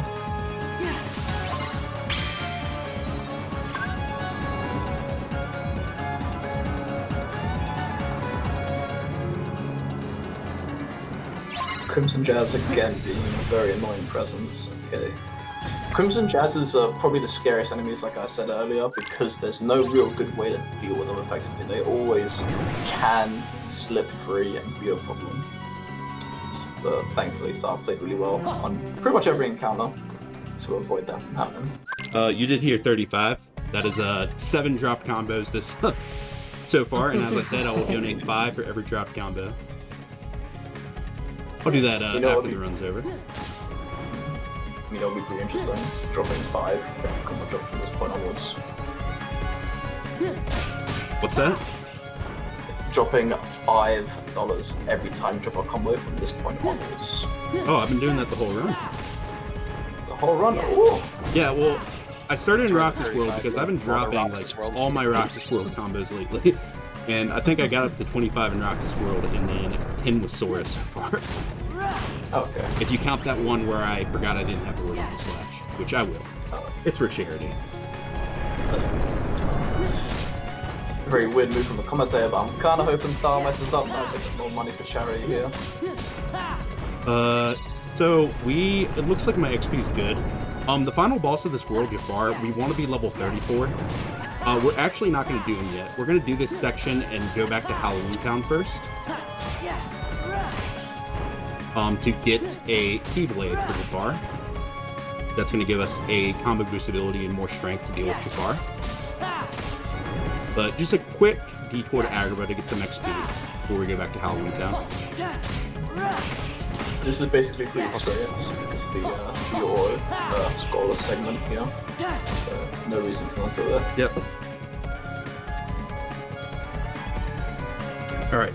Turn on horizontal slash. Turn on horizontal slash. Turn on horizontal slash. Yeah, please do. It's gonna Yeah, be that's definitely important now. Best combo modifier in the game, by the way. Really important that I turn it on in this menu here.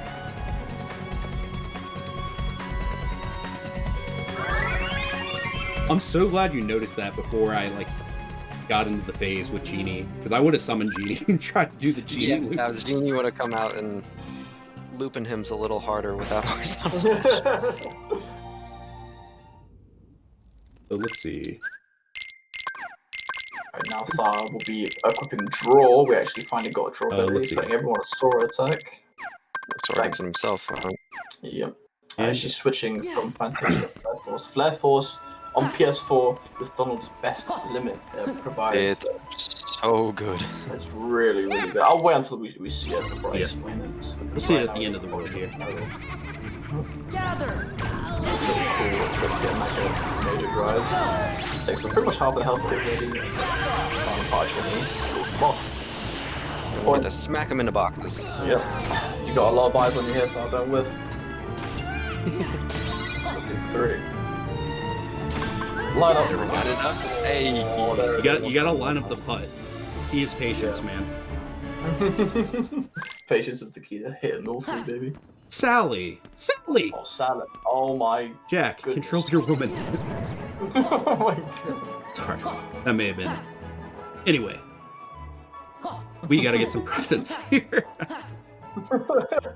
So we're actually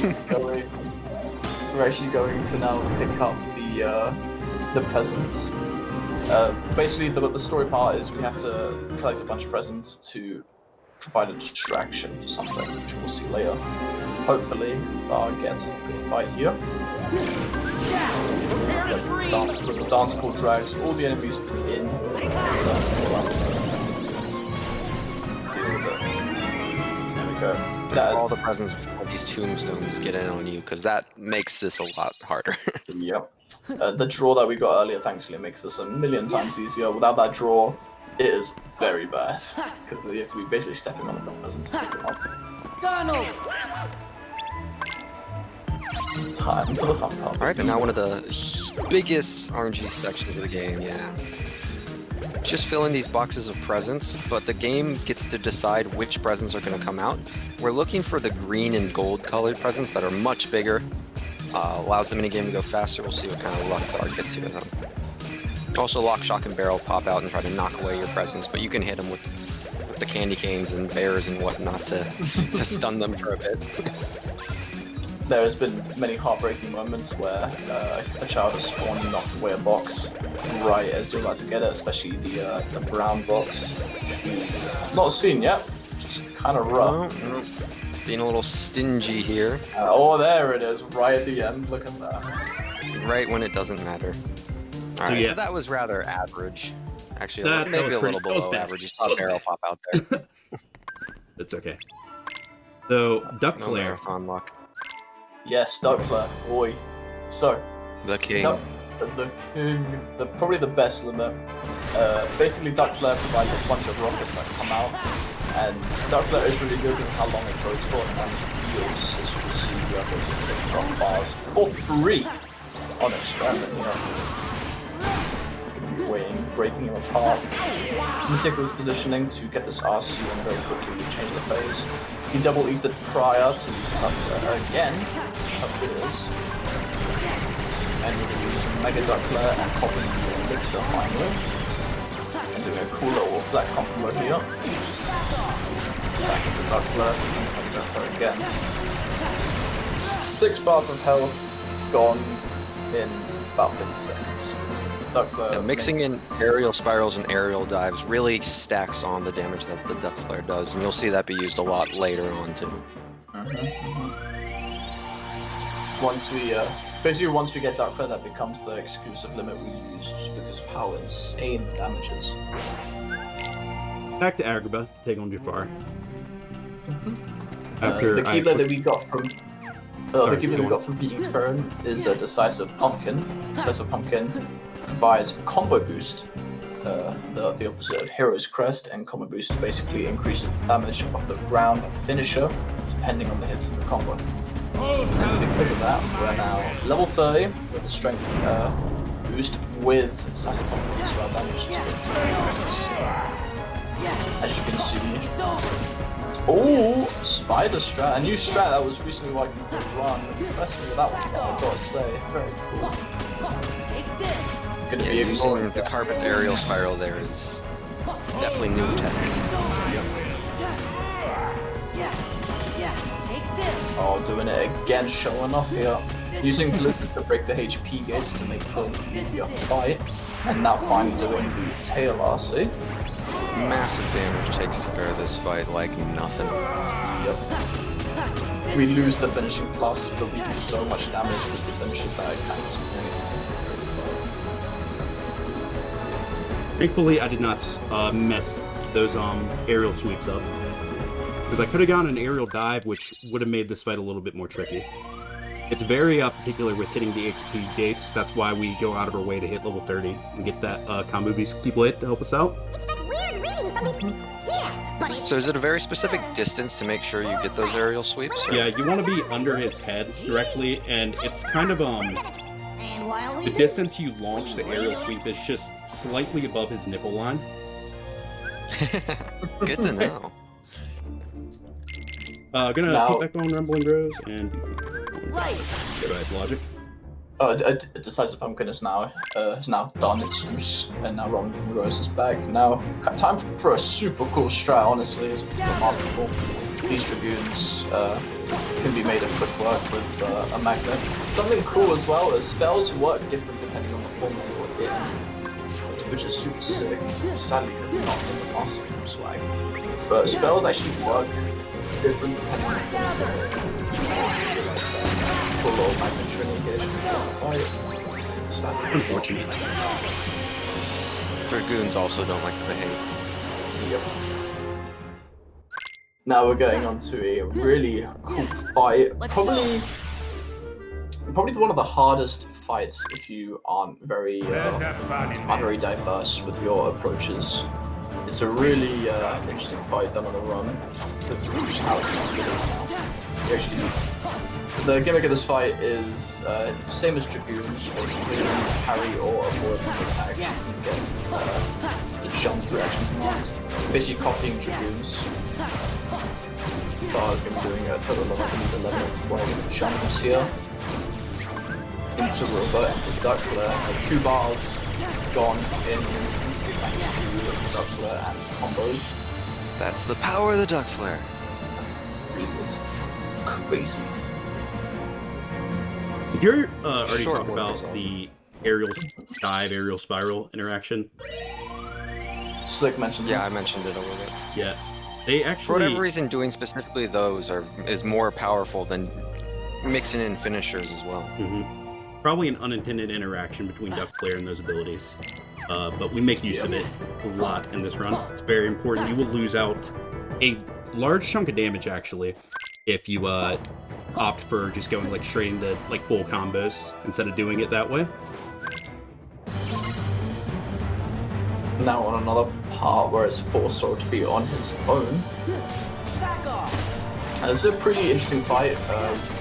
This cloaked figure does not stagger ever, which is kind of nice, and kind of not nice for what we want to do. Oh, not good RNG here. We're going to look for once again anti-punch don't mean that bang, because we are on our own. Ooh, cool ending. Pretty smooth. Pretty poor You like seeing RNG, the but finisher killing. Give me strength. yeah, not the best RNG. He popped away a bit too much for my liking, but it's okay. We're using Wisdom Form for some movement here. Cool little tech where he reflects to help get himself on the mountain quickly. Oh, did a little This is never. interesting movement here. Went to go annoy that Emerald Blue. Looked at him funny, so I had to go shut him up real quick. Yeah. Getting a little uppity, I'm sure. Gonna purposely revert here because we want Donald back in the party, and this strat Gather. works. That's all. This Yeah, more of strat, our Magnet Trinity fun. this strat is a treat because it sometimes can just not get enough. Hopefully it is. And it is. No problem. It is a weird strat. But a majority of the time it works, and when it doesn't, get good, I guess. Progressing onto Wait! the LED corridor where snipers are introduced. Snipers are pretty cool enemies, but thanks to what we do here, we're able to Didn't make get it the work. singing break, unfortunately. It's okay. Able to make quick work of that one. Hopefully catch the bulk of them that spawn here. They have a very simplistic not bad. Not ideal, but Duck Flare makes it work. Yeah, so The lost beauty of like beginner. 10-15 seconds there, but The beauty of beginner at this point is you're just so strong that you're able to make quick work, even if it goes wrong. I'm gonna play it I'm safe going here. into Valor Farm again. Normally you can do 2 hits before you do this hold RC, but I've been messing it up lately, so I'm actually just gonna go ahead and do the RC immediately, which is not a big deal. I will not be under damaged. Take this. Just maybe Yeah, a second this slower. finisher from Valor does a ton of damage. It's over. Okay, by the Thunder is unfortunate. Alright, I'm still in a good spot damage-wise. Still be enough.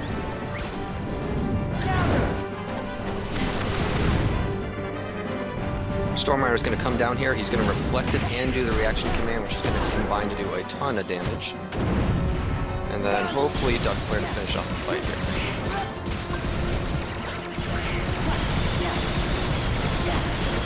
And mixing in those aerial spirals.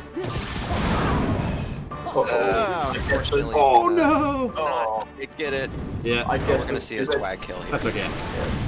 I guess those 2 hits at the beginning did make a difference, but anyway. Well, I also Get this okay. It wouldn't have if I didn't mess up the Valor form Bam. combos, because I got interrupted out of a Yeah, you finisher. got clipped by the Thunder, yeah. Super cool way to end the fight. Stormrider is very surprised, and he had the slow mode. Which is really cool. But yeah, with that said, we are done with Disney, and we are into in-game. We're edgy now. Yep. Well, except for a certain mouse that's going to come up. That's true. That's the... And hopefully not cause any problems. Hopefully. So this is the final Ogami in the game. Another small bit of downtime at the beginning, so it's like a little moment to go to use the restroom. Which I will be A doing. speedy bathroom break. Yes. Not as dangerous as the Olympus Coliseum gummy, but can get pretty dicey if you're going too long. Super cool gummy. Kind of gives off Star Wars vibes, which is super sick. Heavy Star Wars vibes here. Yeah. Disney didn't even own them yet. I know. They knew they were going to get the rights for it. They knew. They're going to get ready. You know. It'll be fine eventually, don't worry. No one will care until we actually own it. Then we're left. Alright, well this gummy mission's gonna lead us back to Twilight Town, which we've had a couple stops at before. And then from there we'll head into the final world and gauntlet of bosses, which Thar will hopefully be able to demonstrate and showcase some very cool strats. I thought I was gone a little too long here. Oh, he's back. There we A go. little dicey, alright, he's back.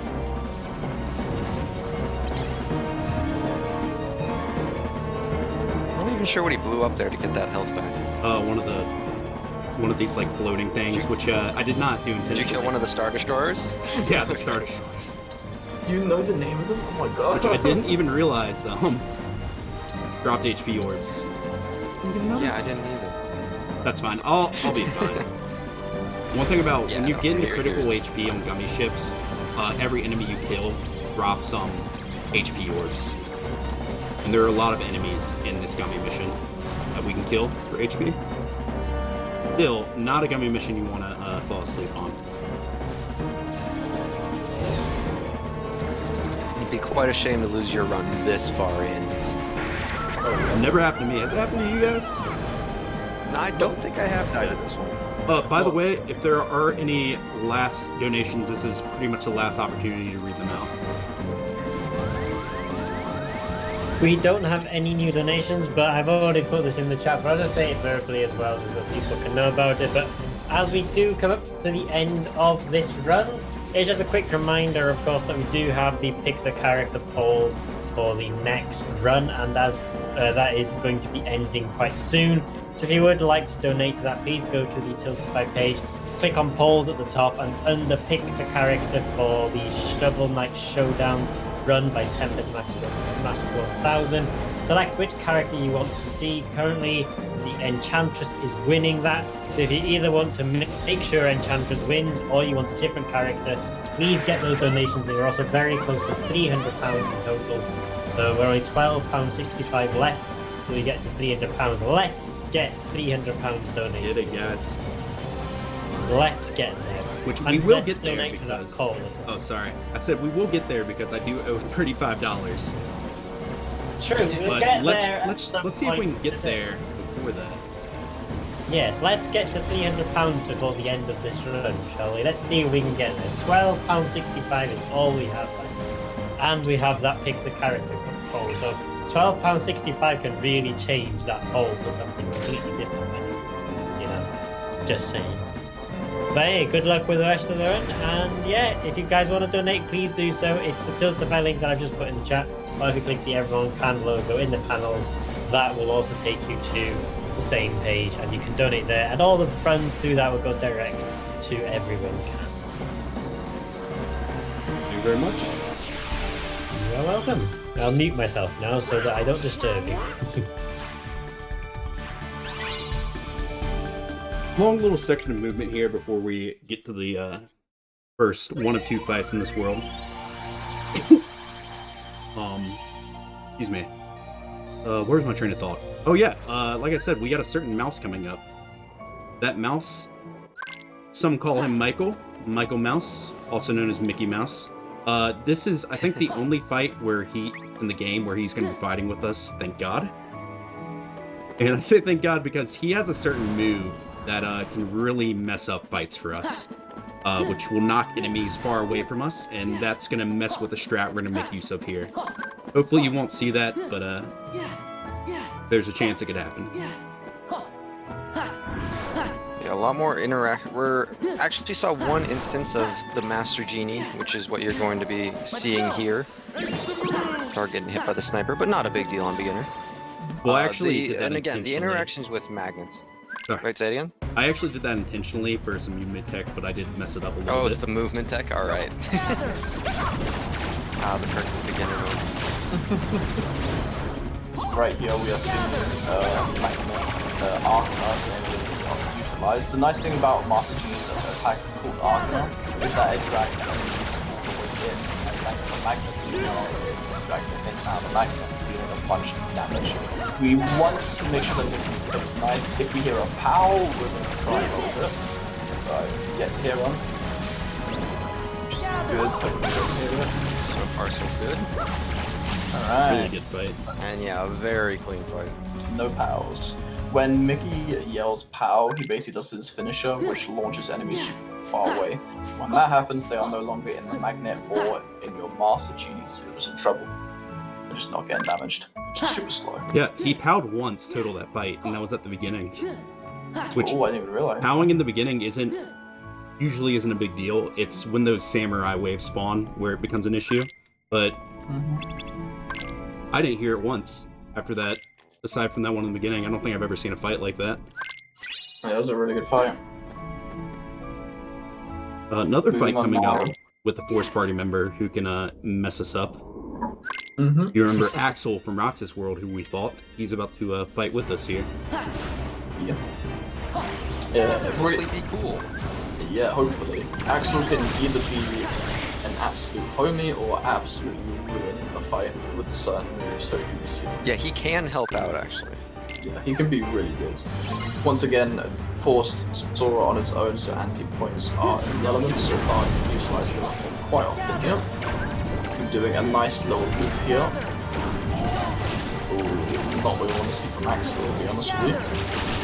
Doing some reflex. Assassin have a property Yeah, so that's the property of diving out of magnets. Diving, having a hitbox so far was the goal reflected to catch that. Oh, actually, you love to see it, boss. You love to. Oh, you love to see it. Jeez. Really good. Very clean. That was nice. And now we have made it to the world that never was, which is our endgame gauntlet. Going to be seeing back to back to back to back awesome boss fights here. This is going to be the first instance where RV looping is going to be done from start to finish. Nobody thought does a good job on it. I'm feeling good. I'm gonna go for more of an advanced strat. Oh, feeling cheeky. All right. Yeah. Let's see how we. Oh, yeah. Okay. I'll take that. Wait. Until I see what's going on. Yeah. Ooh. Defend. So Thara's actually going for a We're going strat. fast. Ooh, and furious. So Thara's going for a track called Fast and Furious. Fast and Furious being doing 2 reflect finishes midway through his combo. Extremely tight timing, but the damage reward is insane. Decent job right now. Beautiful. RV looping right here, basically keeping him doing the same attack. Oh wow.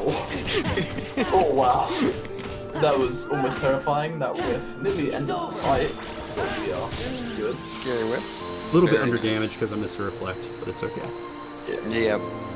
Dude, my soul left my body on that whiff. When that overhit didn't hit anything.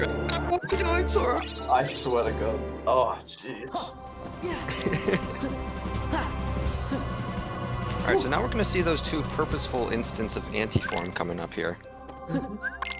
We actually got to keep Blade, call it to become 1, which comes with the ability Light and Dark. Light and Dark basically forces Sora to go anti-form, no matter the anti-form, I can't speak, no matter the anti-count. Only happens when you're in combat, of course, but we are doing this to drastically reduce our anti-points. Gonna hopefully take us to 0. Yep. Each anti-form reduces it by 5. And I did get that extra anti-form in Agrabah, so we will for sure hit 0 now. Right. So we can go into drive in all these fights and not worry too much about it. Yep. So now anti-points are erased. We're at 0 now, so Thor has 5 drives to his name. Obviously, when Sora's on his own, it doesn't count, so rules out a couple fights coming up. Very good on ether count. I have 10 ethers for in-game. You really shouldn't have betrayed us. Good. And we're going to see a little more duck flare coming out for this boss fight. Going to be using it to keep Zigbar in a loop and deal a lot of damage to him and hopefully avoid him using his DM Desperation move. Taking some hits there actually doesn't really matter at all. This is coming out. I think This it's is probably the this is the hardest fight actually. But thanks to the use of that we'll be able to take it super easy.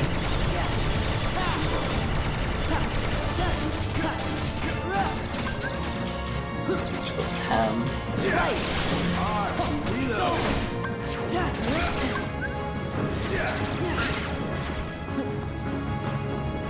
Zigbar being a little mean with his positioning. Not a big deal.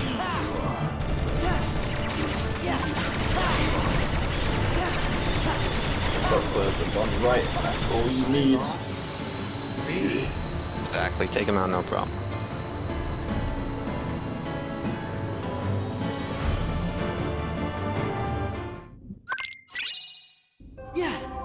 There's 2 out of the 5 fights down. Pretty good so far. No DMs or desperation moves. Real quick desperation moves are final moment actions that bosses can do when they're near death. We haven't seen any DMs, I think, Have we not? to this point. Oh, yeah. I don't think so. So hopefully that So continues. far, so good. Yeah, hopefully that keeps going. There could be a chance I see it here due to Yeah. whatever circumstances I see. It's not a big deal getting into this fight, though. First to run out of time is My the favorite loser. fight in the game. Oh yeah, Luxig. Luxig is a really interesting fight. It revolves around a time gauge over health. His time gauge is basically his health, and it goes down faster than damage you do on him. You do doing some really cool snapshots of legends. Yeah, super interesting. It's a notoriously broken fight, but in some ways that makes us deal with it in a more unique manner and actually can make it even faster. Couldn't have put it better myself. It opens up so many creative outlets for the runner and really lets you style on it if you get the chance. You saw Thar do a little bit of right there, actually. A little improvisation there. Oh, good RNG. You can either do the mini game or some more cards. You want to see him do the mini game.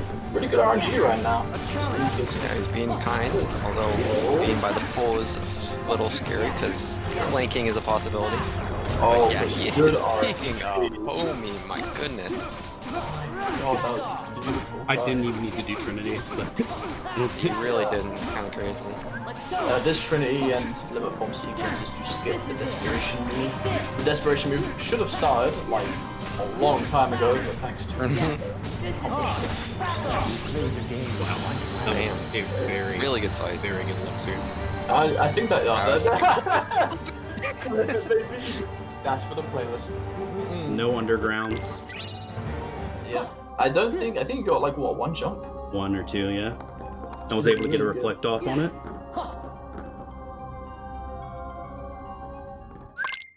Do you feel it? The moon's power. This is a very fun fight. One of my favorite fights in the Shutting round. down. Yeah, very cool visual strat. You're gonna be seeing Master Form again, which is, yeah, it really makes everything cooler, frankly. Sykes' little gimmick here is his Berserk mode, which he starts off in, and we knock him out. And ideally, we do not see him go into it for the rest of the fight. He's gonna be using a lot of duck flares, keeping him stunned with it, and then going into Master Form. No exit. A couple of little flex. Does an attack into the between to get the actual damage from the reflect to come out. And right into another duck flare. A couple ethers. Magnet to get him to attack, reflect, and then into another duck flare to end the fight. Very Very clear. clean. Strong fight there. Really good, the one that never was so far. Very solid. This would actually, I would assume, be best segment pace at this point. This has been very good. Don't say that now. We still got one more fight. Oh, that yeah, true. I'm not the best at. Probably my worst fight, consistency-wise in the world that never was, and Riku just body blocked me. But yeah, pace-wise with that Luxor, no doubt, really good. Give me strength. And I technically did not have a perfect Roxas, but it was still pretty fast.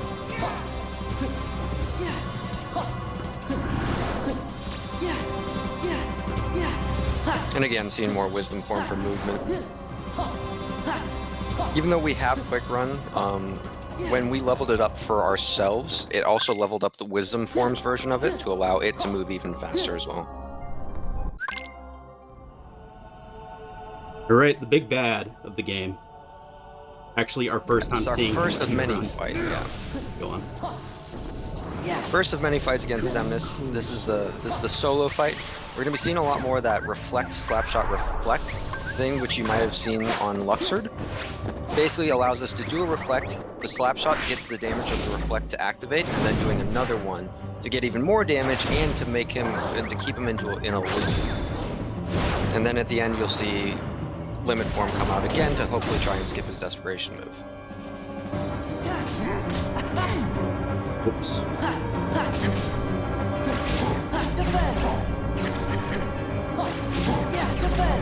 Kind of put him in the low loop here. In his first phase, his attack is next to Sora. In his second phase, so Thar has to now hit his RB. Hitting his RB makes him teleport. Thar will have to react to what comes out here. Really good reaction. He decides to give him the quick combo again, but he can actually give him a wide variety. You're giving him the long combo and see how Thar deals with it. Oh, sadly dodge rolling into that. Oh my god. The snapshot knocked him off. Oh my goodness, okay.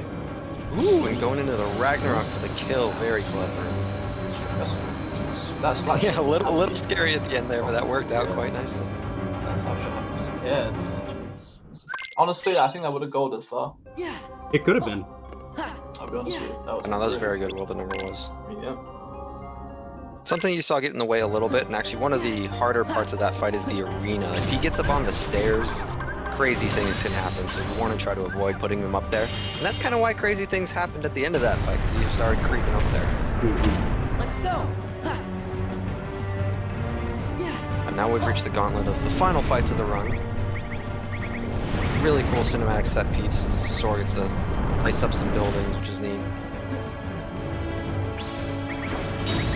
It's crazy when you think about the progression of the game.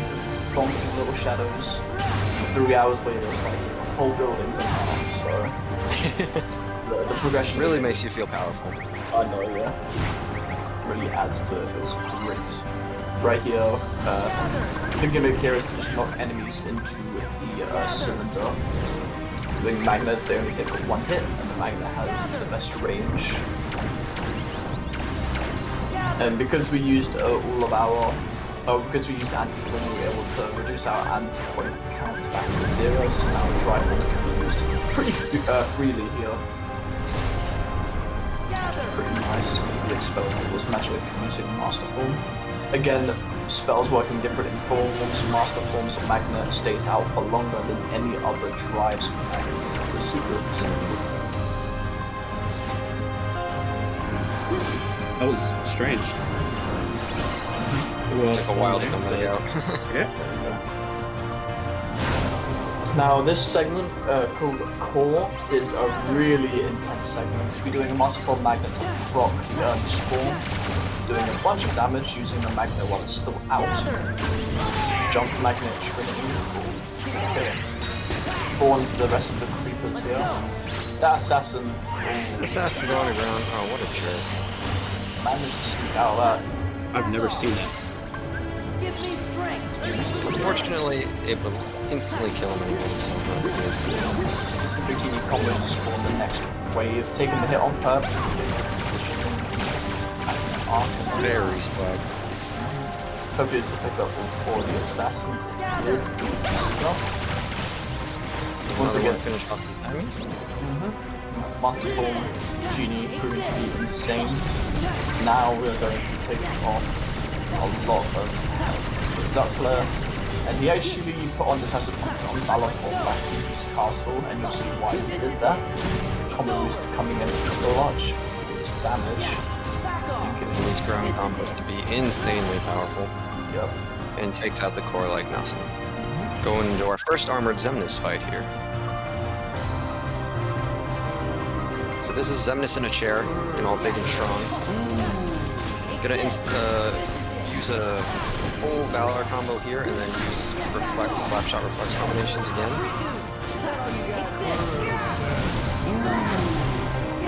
Bring in Riku to actually attempt to do infinite finishers here, which is a really cool mode. Got hit by the shield there, but not a big deal. Let's go into another duck fight for the fight. I'm gonna get my triangle press out done, but that's fine. So a cool thing with Riku is he actually has reaction commands that he can use, that you can use, sorry. One being a Dark Farago kind of spell, and one being Dark Shield. There's a cool property with the Dark Farago spell that he can use, where it kind of almost takes you a step back in your combo. So if you do a finisher and use the Dark Aura is the name of it, you're actually able to do more finishes than you're allowed to do. So as Thar did there, as you saw, he did like 4 or 5 finishes, which would normally not be allowed.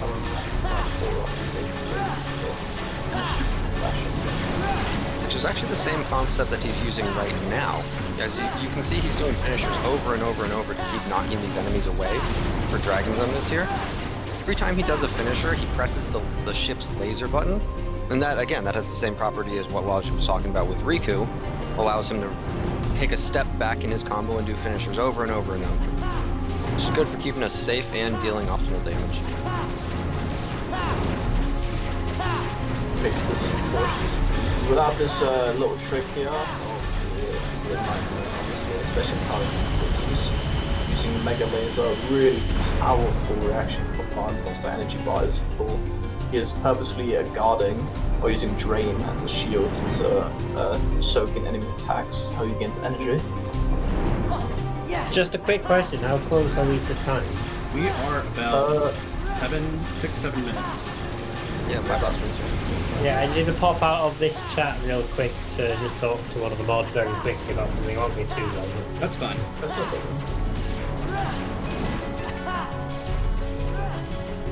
We run the show now.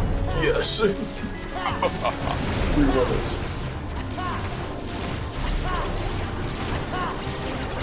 So again, soaking energy while also knocking the enemies back. He does not want to use Mega Laser right now because he wants to save it for the final wing. A little dicey there, but we should be okay.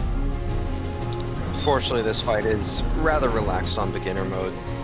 Harder difficulties, only a couple hits till you die, but here we get to not worry too much about these rockets, which are kind of inconsistent to dodge. This fight on critical mode and critical level 1, even proud to compete in night with that fuel, really not fun. Very easy to die on, and you lose a lot of time if you do die. That's a common trend with fights that are very easy to die on. You tend to lose a lot of time on them. Like that fight is like maybe close to a 3-minute fight optimally, and I know I've seen other people do it plenty of times, die on like the last part, and lose their run. So, it's the second armor in this fight.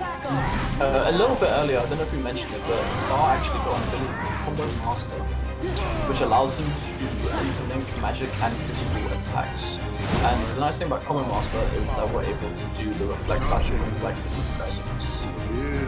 And basically, we'll be utilizing a bunch of that, basically dragging reflex with us with the reflex slide dash. So basically, every move that Armor Senders does, we can optimally take care of. He will never have an upper hand against us. Just remove it. Unfortunate.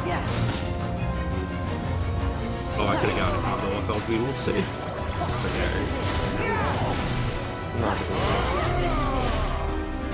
Just mentioning him back in here.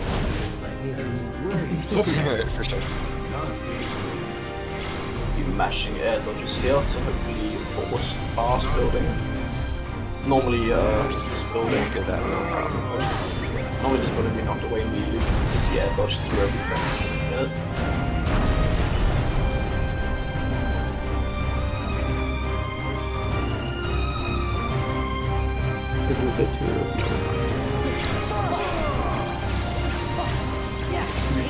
Ether, thankfully, we are now in the first one. Now on to the final. Oh, hold on now. Okay, there we go. Now, probably did not need to do that. Pop that ether, but better safe than sorry for finals on this. This is the last fight in the run, by the way. The final fight of the run, final boss. Anger and hate. And a very cool way to end it. But we There's got a big buffer between when the timer ends. Doing a very cool sequence in a bunch of reaction commands, intermittent reflex. The interesting thing about this is Zemus is vulnerable in some parts and vulnerable in others, so as the timer reflex out carefully.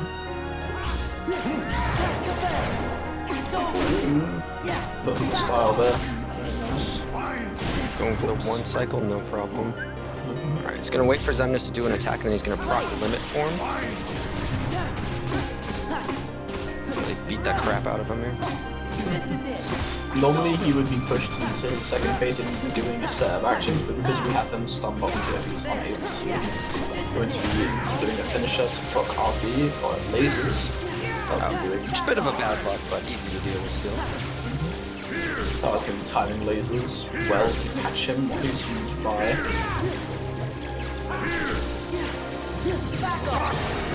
That should end it. That's that. Alright, now we're on to a really cool cinematic part. time is in about a minute 35. Yeah. Super cool last stand moment. Probably one of the most intense parts. It's really funny. On the harder difficulties, obviously you get hit a lot harder. There have been runs. Normally there's just the easy part. Oh my god, no! See him getting smacked there. Oh no! Normally in harder categories, there have been times where if Riku dies on this part, you lose. Like, you die as well. So, in harder categories, Riku be taken to 1 health, and then you get into Laser Dome, and you're just mashing every muscle, every fiber in your body is behind those mashing. It's funny, it's really lenient with the timing of your presses. Like, you press the button and it blocks like quite a few lasers, but still, everybody's just like too sketched out, so they just mash their hearts out.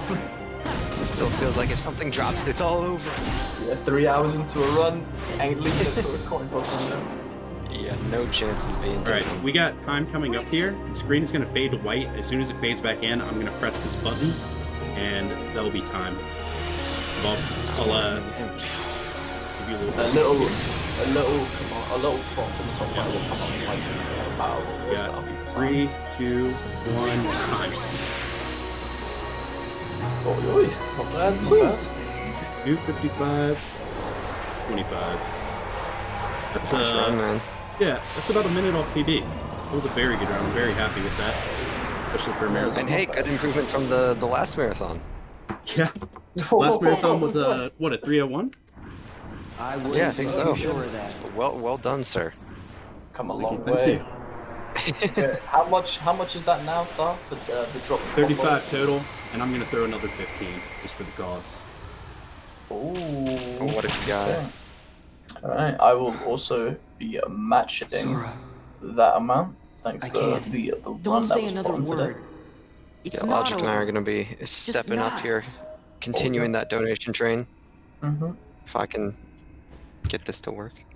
How can Yeah, you say same, I need that? to super quick. Even if we could Oh, go on. yeah, just to Look where mention, we are. exclamation mark donate. We don't have a Oh, bot. come on, Sorry. Riku. Hold on. You've been hanging out in darkness Let me get too the long. link for you. I'm the bot for now. You You gotta triggered try and me think to put this. positive. It's link fine. in. I found the link through the menu below.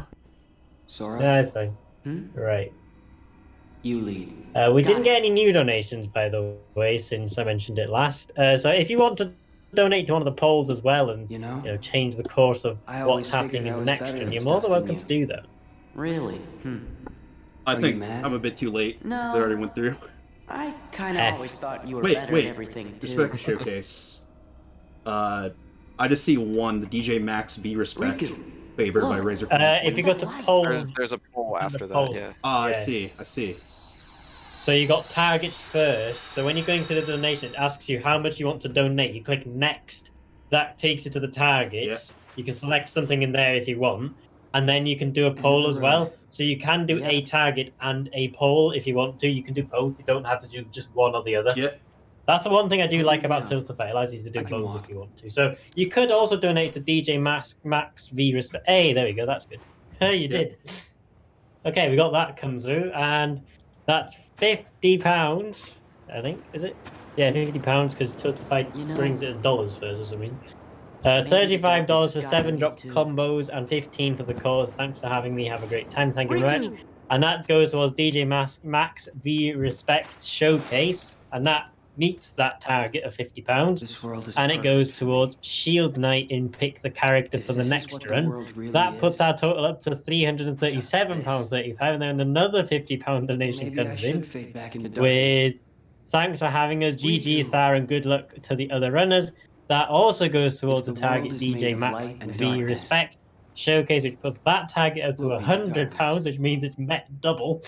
And it puts it through male or female on Bomber Max 0 Yeah. for the female.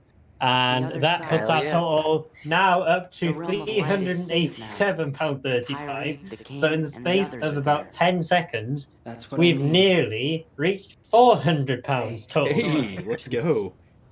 Could you help me? And that is absolutely I wanna fantastic. get down to Thank the you water. both Thar and Slick for that. That was absolutely fantastic. No We are problem. really close to the £500 goal now, and I'm really. And we've got another £50 donation in. Was a little late on it, sorry. There we go. No, it's fine. And that's At for least the choose a waves colour seem for to Bomber see. Act 0 and choose blue, and it also goes towards the same target. That means we've triple met the DJ Max V Respect target. And donor match, the comment What I is said matching back Thara's there dropped combo donation as well as the about 15 added on top. Thinking Hope it's the better at marathon stuff goes than you. well and hope the total is reached. Mhm. Well, now we're To tell only you the truth, £62.65 left I was jealous of until we actually reach What the for? goal. which is absolutely I wish incredible. I could live life the way So you thank you all three of you for that. Just For those following my 3 heart. donations of £50 each. That is absolutely Yeah, well, I've got my fantastic. share of problems too. That is Like what? incredible. Thank you so much. And I'm Like pretty wanting to be sure like you. everyone can will be absolutely thrilled to Well, hear that. there's So one the advantage next to run we being have me. is Shovel Knight Showdown Story Mode Something Medium, you can never which is going to be by imitate. Tempest Mask 1000. Really? And that'll What's be that? happening in about a minute Having or you two for a now. friend. Well, actually, it's going to be in 10 minutes because we're actually And I running guess early. I'm Who okay knew? the way I am. Oh, dear. I've So we're got actually running something quite a you bit could never early, so I'm going to go imitate, too. over to the speedrun interval in a moment, and then we might even have time for the donation advert, just to show you guys how much your donation really matters to Everyone Can. Do you guys have any final words you'd like to say, any shout-outs or anything like that? Just thanks for having me. Really happy to contribute to this cause. Really happy that we were able to bring in a good chunk here at the end.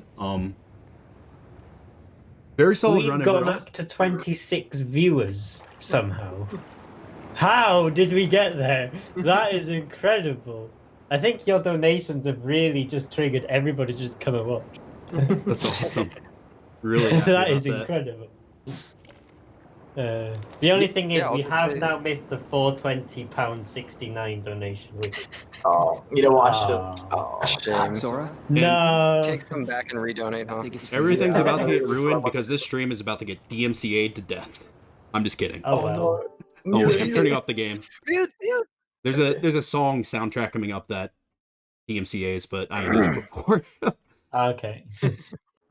Anyway, thank you very much for those donations. Thank you for the run. Thank you for joining us. Thank you for the commentary and everything like that.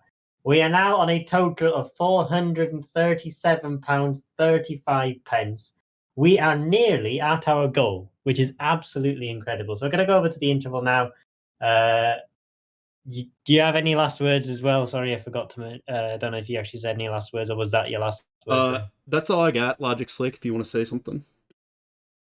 I'm good. Don't have much to say. Yeah, I'll just say, yeah, again, thanks for having us. And if anybody's ever interested in speedrunning in the Kingdom Hearts scene, it's really awesome and we are very welcoming. So don't be afraid to give it a go. Absolutely. Thank you very much for the run and for the commentary, and we will see you all again soon. And so we're now going to go over to the speedrun interval, and we'll be getting ourselves ready for the next run. Thank you very much for the run. Thank you.